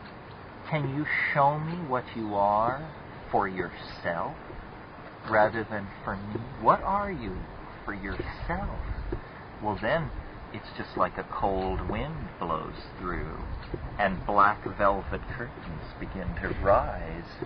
And after 30 seconds of this, you just say, that's enough of what you are for yourself. Because you can tell it's headed in a direction you can't tolerate at all. You can't stand. I have a friend who said of psilocybin, he said, my goal every time I take it is to stand more of what it really is. And this is why it's incredibly kind to beginners. Beginners basically need have no fear if they will regulate the dose reasonably, because it wants to recruit you. And so it says, you know, here it is, whatever you wanted, aliens, outer space, elves, erotic imagery, here it is. Doesn't this feel safe? See, we're not so bad. We're your friend. We're not like all the others. Come back soon. It's after you gain familiarity with it where it says, you know, there are aspects to me that we've never really talked about. You say, oh yeah? Like what? Well, like this. No. Let's go back to the Disney loop. How close is the DMT that you smoke compared to the brain DMT that we all have running through? Is there different, like NN dimethyltryptamine and what's in our brain? No, it's the same thing. Exactly the same. It's the same thing. DMT occurs in 2 forms: the salt and the hydrochloride, and both forms occur. Well, no, I'm not sure that both forms occur in metabolism, but the only difference is that one is water soluble and the other isn't. So basically, then again, we are whole. Then, I mean, if DMT is illegal, then what we have in our brain running through us is considered illegal. Yeah, we are potentially bustable. You know, in light of what I said, one of the most interesting frontiers that the New Age has brought forward that I think bears more serious study than the channelings of Amenhotep's barber and all that, is lucid dreaming. Yeah. Lucid dreaming, if it, I don't know whether those people, I don't know those people personally, I don't know what their motivation is, but if it's true that you can take control of the dream state, then this would be something worth spending even a lot of time on, because the dream state is more like the tryptamine geography than anything else. One of the most fascinating things about DMT that should certainly be mentioned, as long as we're exhausting ourselves on this subject, is once you've had DMT, once you've smoked it and this experience has occurred, you can have a dream years later in which you're with a bunch of people and something's going on and you enter the atrium of the Hotel California and you take a floor to the basement or some, and then you're in a room with people and someone whips out a little glass pipe and you smoke it, and it happens. It doesn't sort of happen. It happens 100%. That means that's exciting data, because that means that we have the wherewithal to trigger this experience in ourselves on the natch, at least while we're asleep. And I presume that with sufficient patience and subtlety and biofeedback equipment, and I don't know what you would take, but if you spend $1 million, you could probably deliver it on time. We can trigger this most intense of all hallucinogenic ecstasies, most boundary dissolving of all possible human experiences on the natch. But we have to somehow find our way to the button. And apparently, in normal waking consciousness, it isn't there. I spend a lot of time, I didn't mean to be so flip about the UFOs. I've spent years trying to think about the UFOs and studied all the theories.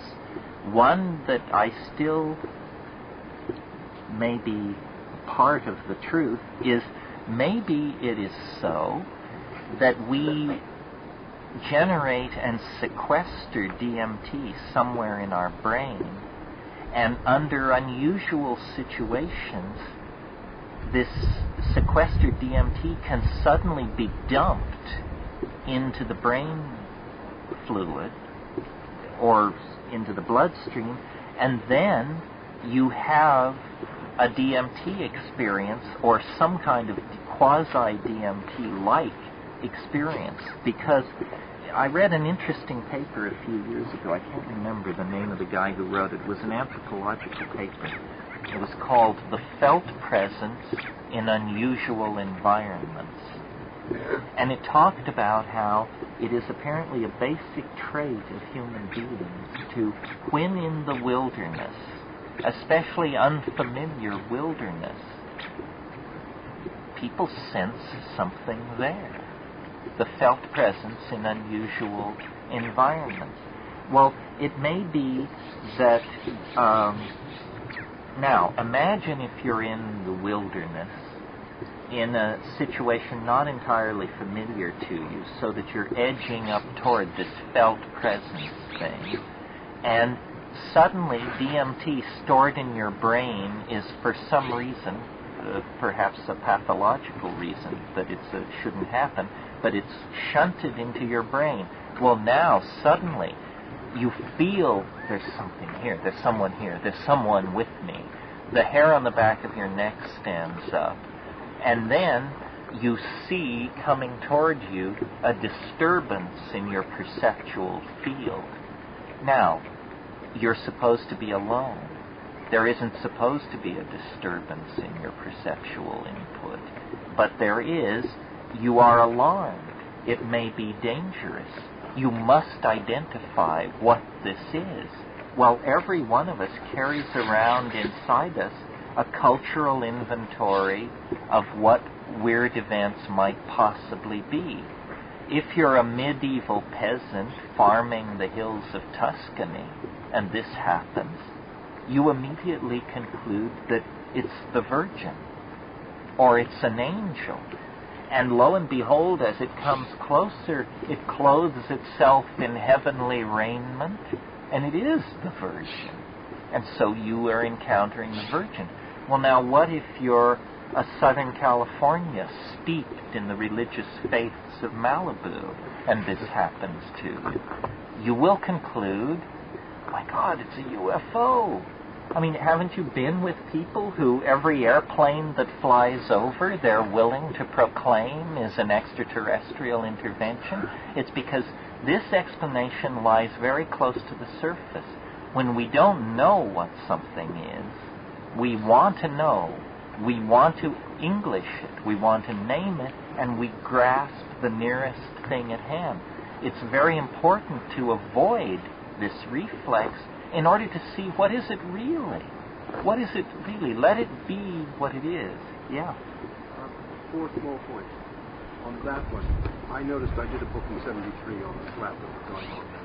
And I interviewed perhaps 500 people. And in a large number, they would start with it's a traditional poetic term. It's called negative parallelism, where you identify, negate, identify, negate. So you start, it looked like a low-flying plane. No, it was too low. It looked like a semi with its out-of-order lights on. And only as the third or fourth identification, which is traditional to classic tropes of the 13th century, would they identify it as, oh my God, it's a UFO. Point one. Another one, the strangest one, was an old lady in Texas, and I said, how did you know it was a UFO? And she said, because it had UFO printed on the undercarriage. I like that. The next one was a judge. I went down to Pascagoula. It was the Hickson and Parker famous episode. Case. I've got to see them again because I want to see how they've done over there. Very interesting case. And the judge and clerk of courts and 2 other people were riding home during that period, and 2 of them in the car saw a UFO and the others couldn't see it. So let's say one saw it because the EMT dropped at some time. Another was his clerk and decided he better see it. And the other 2 were just straight. Last point. There's a guy called Orfeo Angelucci, who was an early contactee who gave me a useful handle on kind of talk about working the edges. He was out and he met the captain of the ship, and the ship's captain said during the interview, would you go and get me a bottle of soda pop?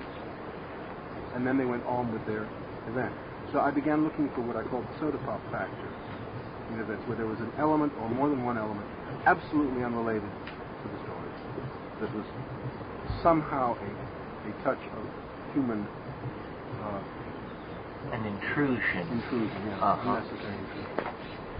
Well, let me say one thing about it. You don't even have to be cynical to the point of believing in the Pascagoula situation that the second guy saw the UFO because he was the clerk. These drug molecules have resonant rings. They are aromatics. It may be that there's a pheromone thing happening here, and that a state of mind can be transferred to from one person to another through body odor. This may be how the states of telepathy are achieved on psilocybin, because you do smell funny, and this smell may be more than funny. It may be carrying information. There's a very interesting phenomenon that is well documented called allophrenia. Do you all know what allophrenia is? Allophrenia is when a friend of yours gets put in the hospital for schizophrenia, and you, being a good Samaritan, decide to take them a box of candy, and during the visit to your friend, you behave so bizarrely that you don't get to leave the hospital. Allophrenia. Schizophrenic behavior on the part of non-schizophrenics in the presence of schizophrenics. I've experienced this. I had a friend, I visited him in the hospital, and the way, here's how it works, it's really interesting. I visited my friend in the hospital. He was nutty as a fruitcake, but he was my friend, and he was talking 90 to nothing, so I wanted to communicate with him. So instead of saying to every single statement he made, I don't understand you, you're nuts, that makes no sense whatsoever, I began trying to agree with him, trying to understand him, and then it sort of got the momentum of a game going where he would say, you know, I'm really Sirhan, and I would say, yes, but your teacup is on backwards. And a doctor walking into this situation would have a hard time telling who's nuts and who's not. Well, was that because I decided to play along with him, or why did I decide? There was an ambiance that gave permission for erratic, irrational, peculiar behavior. And I suppose if you were borderline schizophrenic in that situation, that's all it would take to push you over the edge. Do you think, I know you're probably thinking about that Wiener's ECM stuff. Yeah. You told me about it yourself. But I find I just recently read all those papers again. And I think you're really right that there is some it's what he calls the olfactory subconscious, that there is perception below what is olfactorily normally perceived. And this is profound information transformation, messages that are perceived and stuff. Yeah, I think that there could be something to it. Yeah, people who study human behavior have noted that when a person enters a room full of people, unconsciously, the first thing they do is they take a deep breath. What that's doing is giving you a whole bunch of information. And you can tell, you can say, I walked into the room and the vibes were terrible because Herbert had just slugged Alice 3 minutes before and everybody was freaking out about it. Or I just walked into the room and I could tell something weird was happening, but I couldn't figure out what it was. And what it was Alice and Fred heard me coming, so he took his hand out of her blouse as I opened the door. This kind of thing. In other words, information that is coming in through the olfactory senses. There are psychiatrists who diagnose schizophrenia by what they call the sniff test.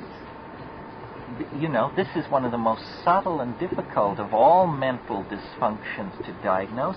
And some people just lean over your anterior fontanelle and take a hit and say, him to therapy, her to release, and him to medication, because they are confident enough that the smell will do it. There's even one theory of schizophrenia that holds that what schizophrenia is a dysfunctional pheromone system, so that you, who are the schizophrenic, your real problem is that you smell funny, not stink.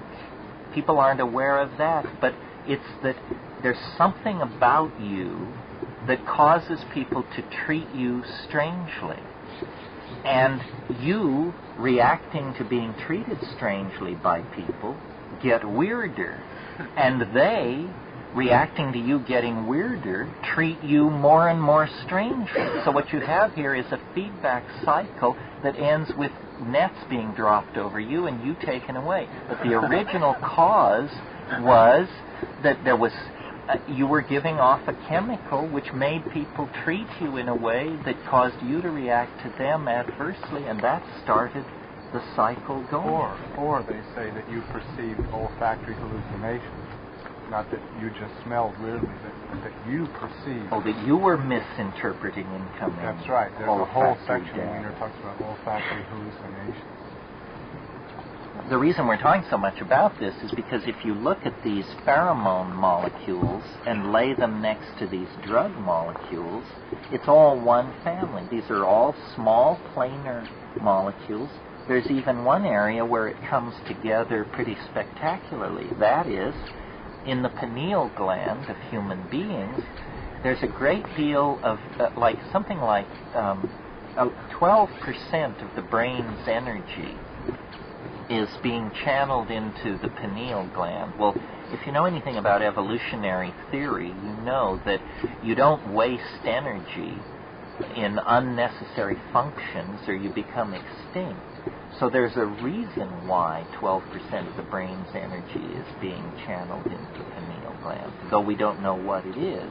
Well, then when you look at what's going on in the pineal, a neural compound called adenosine is being transduced by light into melatonin. Well, this compound, adenosine, in ordinary biochemical nomenclature, is 6-methoxy-tetrahydroharmalan. It's a near relative of the compounds in ayahuasca. Well, so then a reasonable question is to ask, well, then what's happening to all this melatonin that is being produced in the pineal? Well, then if you tag it and follow its path through the metabolic system, you discover that the stuff is making its way quite directly to the surface of the skin. And then it's volatilizing away. What's happening here? A hallucinogenic molecule is being turned into and in the very center of the brain, and this pheromone is then hurrying on its way to the surface of the skin where it volatilizes off and affects the ambient social environment in which you're living. This begins to look like a system of neurotransmitters and neuroregulators that operate not only within the body, but on the surface of the body and in the ambient social environment. Yeah. I don't know if this relates to, I'm not a chemist or anything like that. There was this stuff on the market called tryptophan, I believe. Right, it's an amino acid. Amino acid, and it was taken off the market not too long ago. Yes. And supposedly it made you dream. Your dreams more clear or more vivid, something like that. Well, it's the precursor for DMT. If you wanted to make DMT in the laboratory, tryptophan would be one of the pathways that you could start from. The reason tryptophan was taken off the market, there was a lot of confusion initially, but it was a poisoned batch. It turned out all of the world's tryptophan was coming from one enormous stainless steel vat near Nagoya, and that it had been infected by a bacterium. And so, we're stuck with the fact that tryptophan will probably never again be available in health food stores. But it wasn't tryptophan that was the culprit. I knew someone whose life was completely messed up by from that. The tryptophan. From the poisoned tryptophan. From the poisoned tryptophan. So by taking the tryptophan, then it caused DMT to be more... Well, no. Saying it that way is saying too much. We don't know that. All we can say is tryptophan is an amino acid. It's used in the biosynthesis of many different compounds, including DMT. DMT peaks when dream states are peaking, and tryptophan does seem to induce deeper dreaming. So it sort of correlates, it makes sense. It's a rational case. We could sit here, sometime we could have a weekend entirely devoted to thinking of simple experiments that could be done in the laboratory with and without human beings if only these things weren't illegal. I mean, there is so much to be learned and so little work being done because it's not sanctioned. I mean, my brother is a pharmaceutical chemist, pharmacologist, plant physiologist, and his professional life is very touch and go because he's known to be a hallucinogen man, and they don't hire you, they don't publish you, they don't fund you, they don't want to know. You have to be a very dedicated person to stick with hallucinogenic chemistry when you could get over into something else and make a lot of money. So you don't see a conspiracy then with the tryptophan being taken off the market because it made dreams being more vivid. You see it as just a bad batch. I mean, I made the connection without just thinking about it. I'm not a conspiracist, but it seemed to me awfully funny that was taken off of the thing made by one batch and that batch got tampered with or whatever? Well, there may have been some form of hanky-panky, but in all fairness, there are many approaches to the synthesis of DMT. Indole is probably what most chemists would probably prefer to start from indole.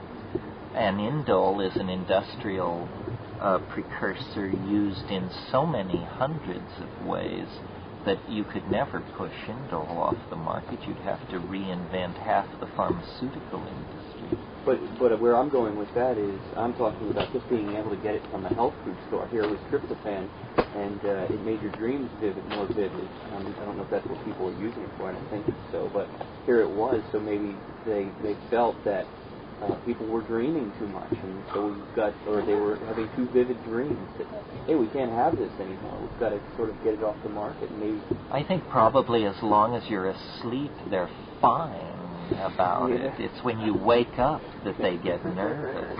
As long as you keep your eyes closed or you're glued to the boob tube, they're quite happy to minimalize you, marginalize you, and make you larval. Yeah. I was thinking about this thing with the elves and so forth, and I was also thinking about it in relationship to, let's say you smoke DMT, you have the experience, you can put the term elves on them or speculate that what we have in various mythologies or thought systems, elves, refers to that. I was wondering what you think about, other types of deities that people may encounter in some sort of visionary experience, either with hallucinogens or not. I mean, what do you make of that? Do you have more of an archetypal interpretation, or do you think that they exist in some hyperdimensional reality in some form? Or I'm just curious what you make of that. I guess I have an archetypal interpretation.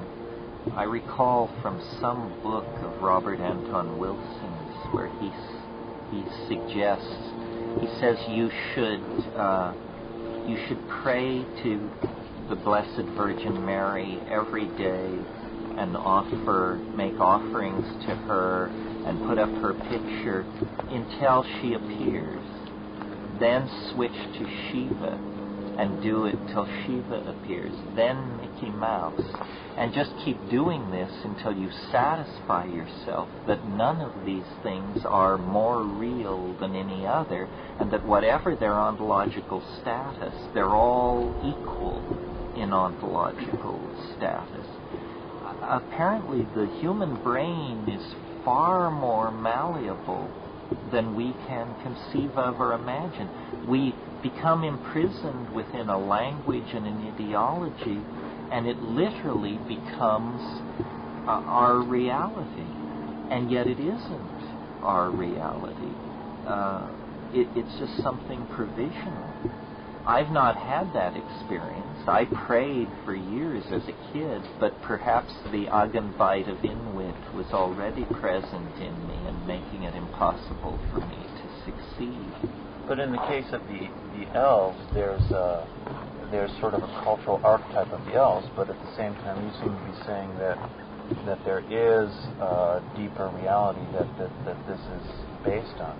In other words... Well, and the DMT elves are a lot weirder than the Disney elves. The Disney elves are really sanitized. These things are pretty frightening in a way. I mean, they are if you let yourself be frightened, because they want, well, how can I put it? They play too rough. They are not mean, but they're not careful either. It's like hanging out with a gang, As long as you're their friend, you really feel, aren't I cool? Look who I'm hanging out with. But then you realize if you said the wrong word or made the wrong move, everybody would turn and look at you and just... I recently wrote the introduction for a new edition of Evans Vent's book, The Fairy Faith in Celtic Countries. And if you're interested in elves, this is the book to read. You all know who Evans Vance was. He was the great Tibetologist but as a student at Cambridge in 1913. Before he went to Tibet, he did his doctoral thesis. 1913 this was. And he went around to Brittany and Wales and Ireland, to the old people. I don't think he talked to anybody under 80. And he said, tell me stories about fairies.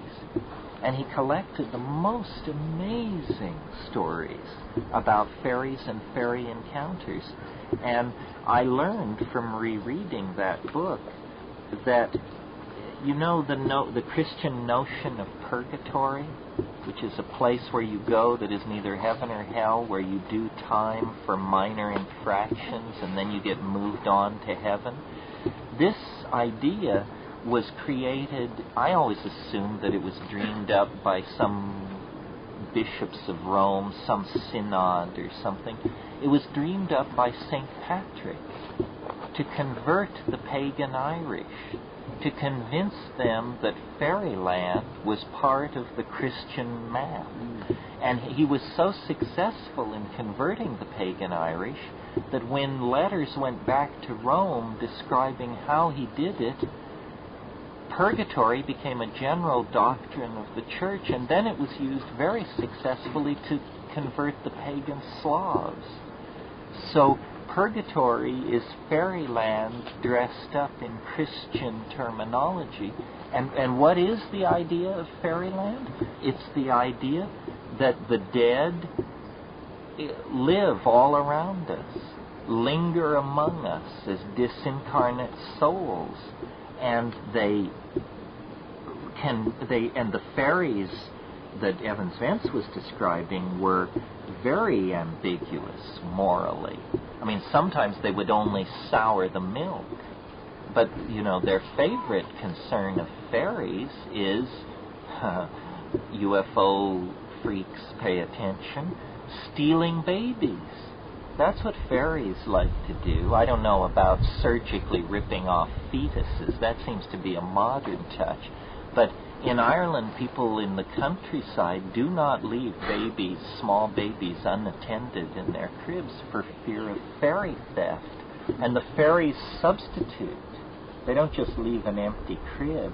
They leave a withered, strange little creature that is supposed to fool the human beings. And whenever there is a child born who is wasting and old-looking and undersized, there's always the assumption that there was a healthy baby there, but now there's been a fairy switch.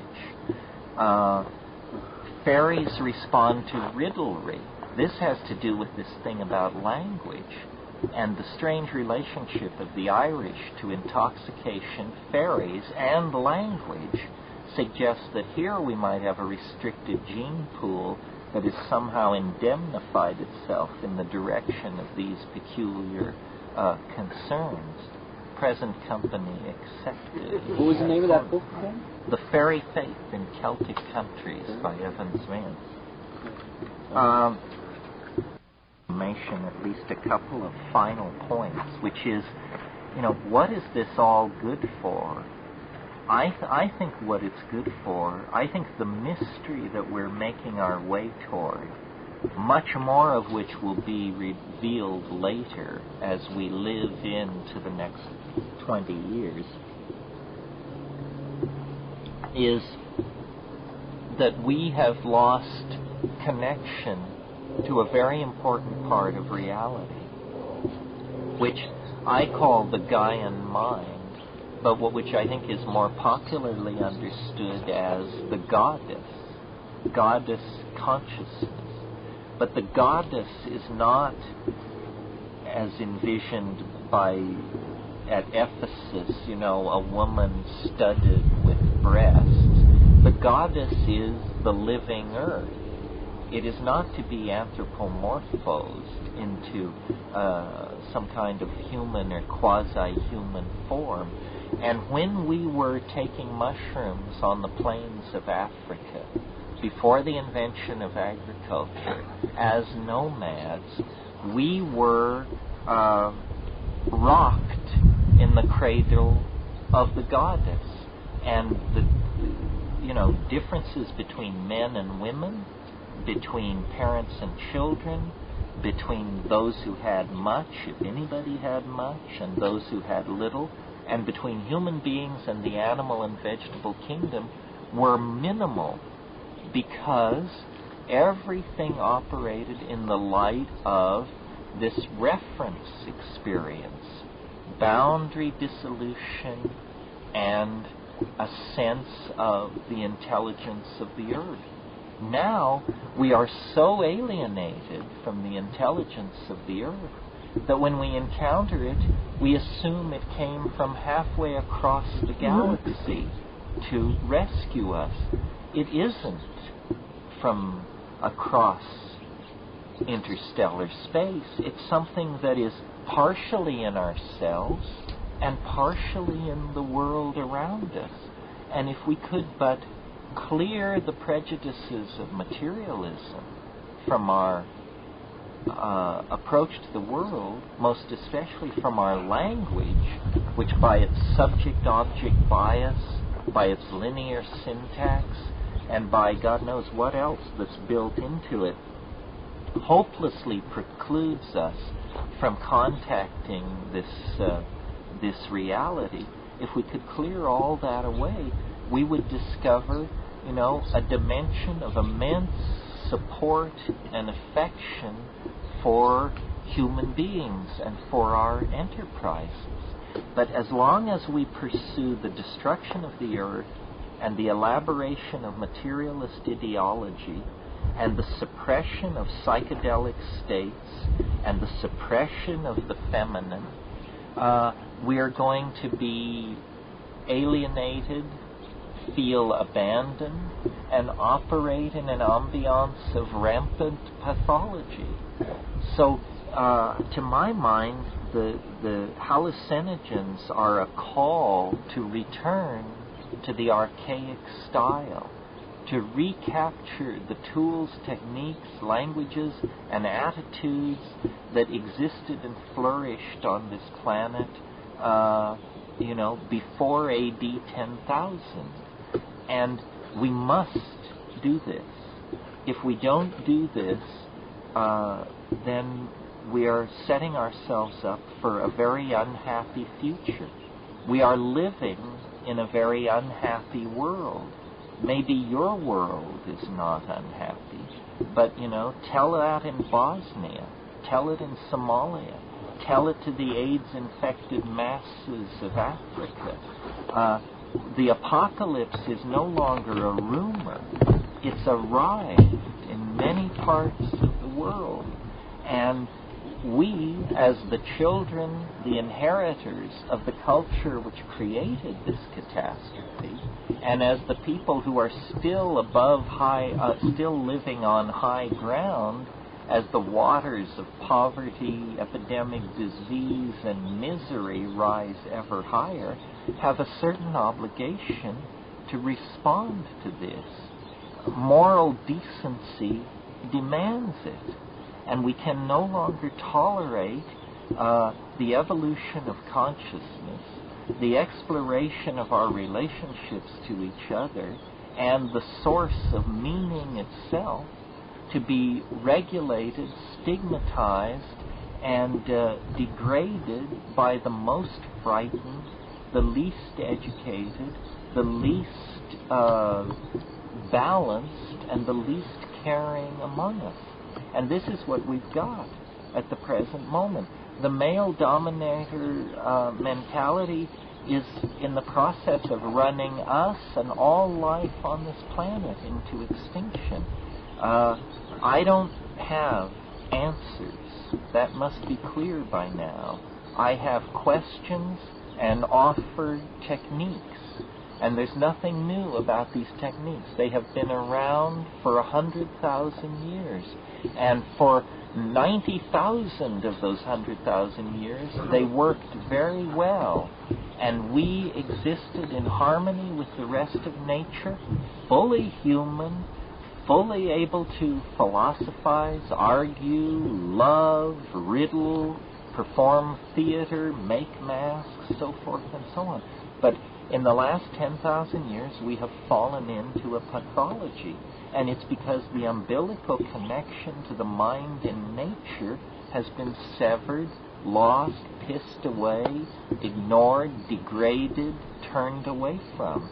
It is a psychedelic relationship to these plants. Without that, you are not yourself. Without that, you are half human. And this is how we behave. We behave as though, we have a soul, but it's stapled in Yeats' immensely compelling phrase to the body of a dying animal. This needs to be corrected, reconstructed, addressed. Otherwise, we are going to go into the books, if there are books, and into the cosmic record, which there surely is a cosmic record, as jerks, lame, didn't get it, couldn't put it together. And this would be a terrible legacy, because we are not going into these crises in a state of total anesthesia. We have the answers. We have the political machinery to do something about this.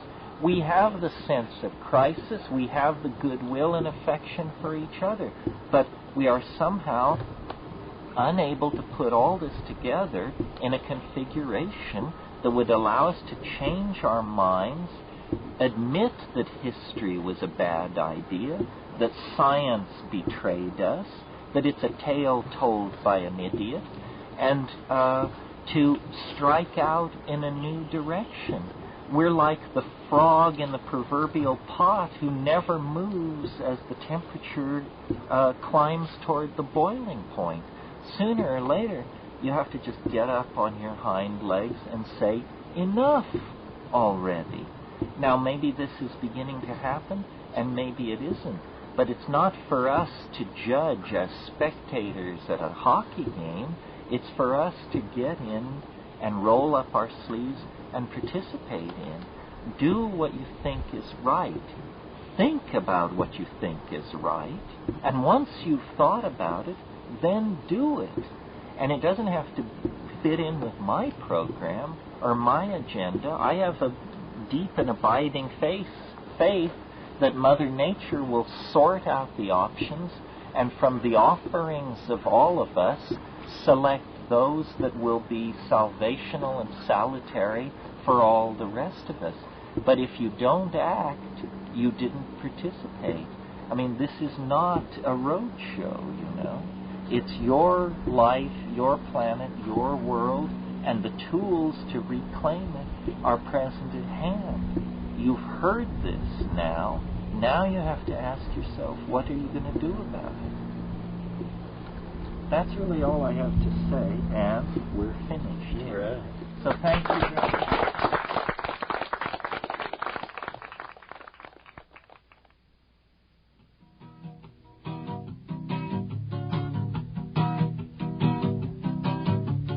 All of you people who think that your consciousness ends at the boundary of your skin, I've got some news for you about the reality of the universe you're living in.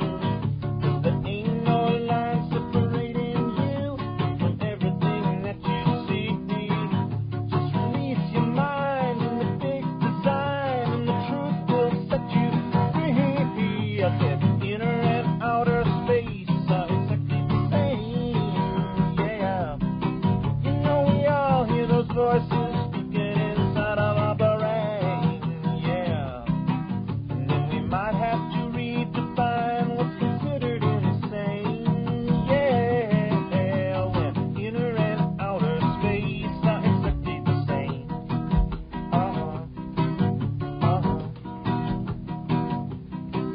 Now for all you people who think that it makes any sense to keep on building bombs, don't you think it's time we direct our attention to the brain behind the gun?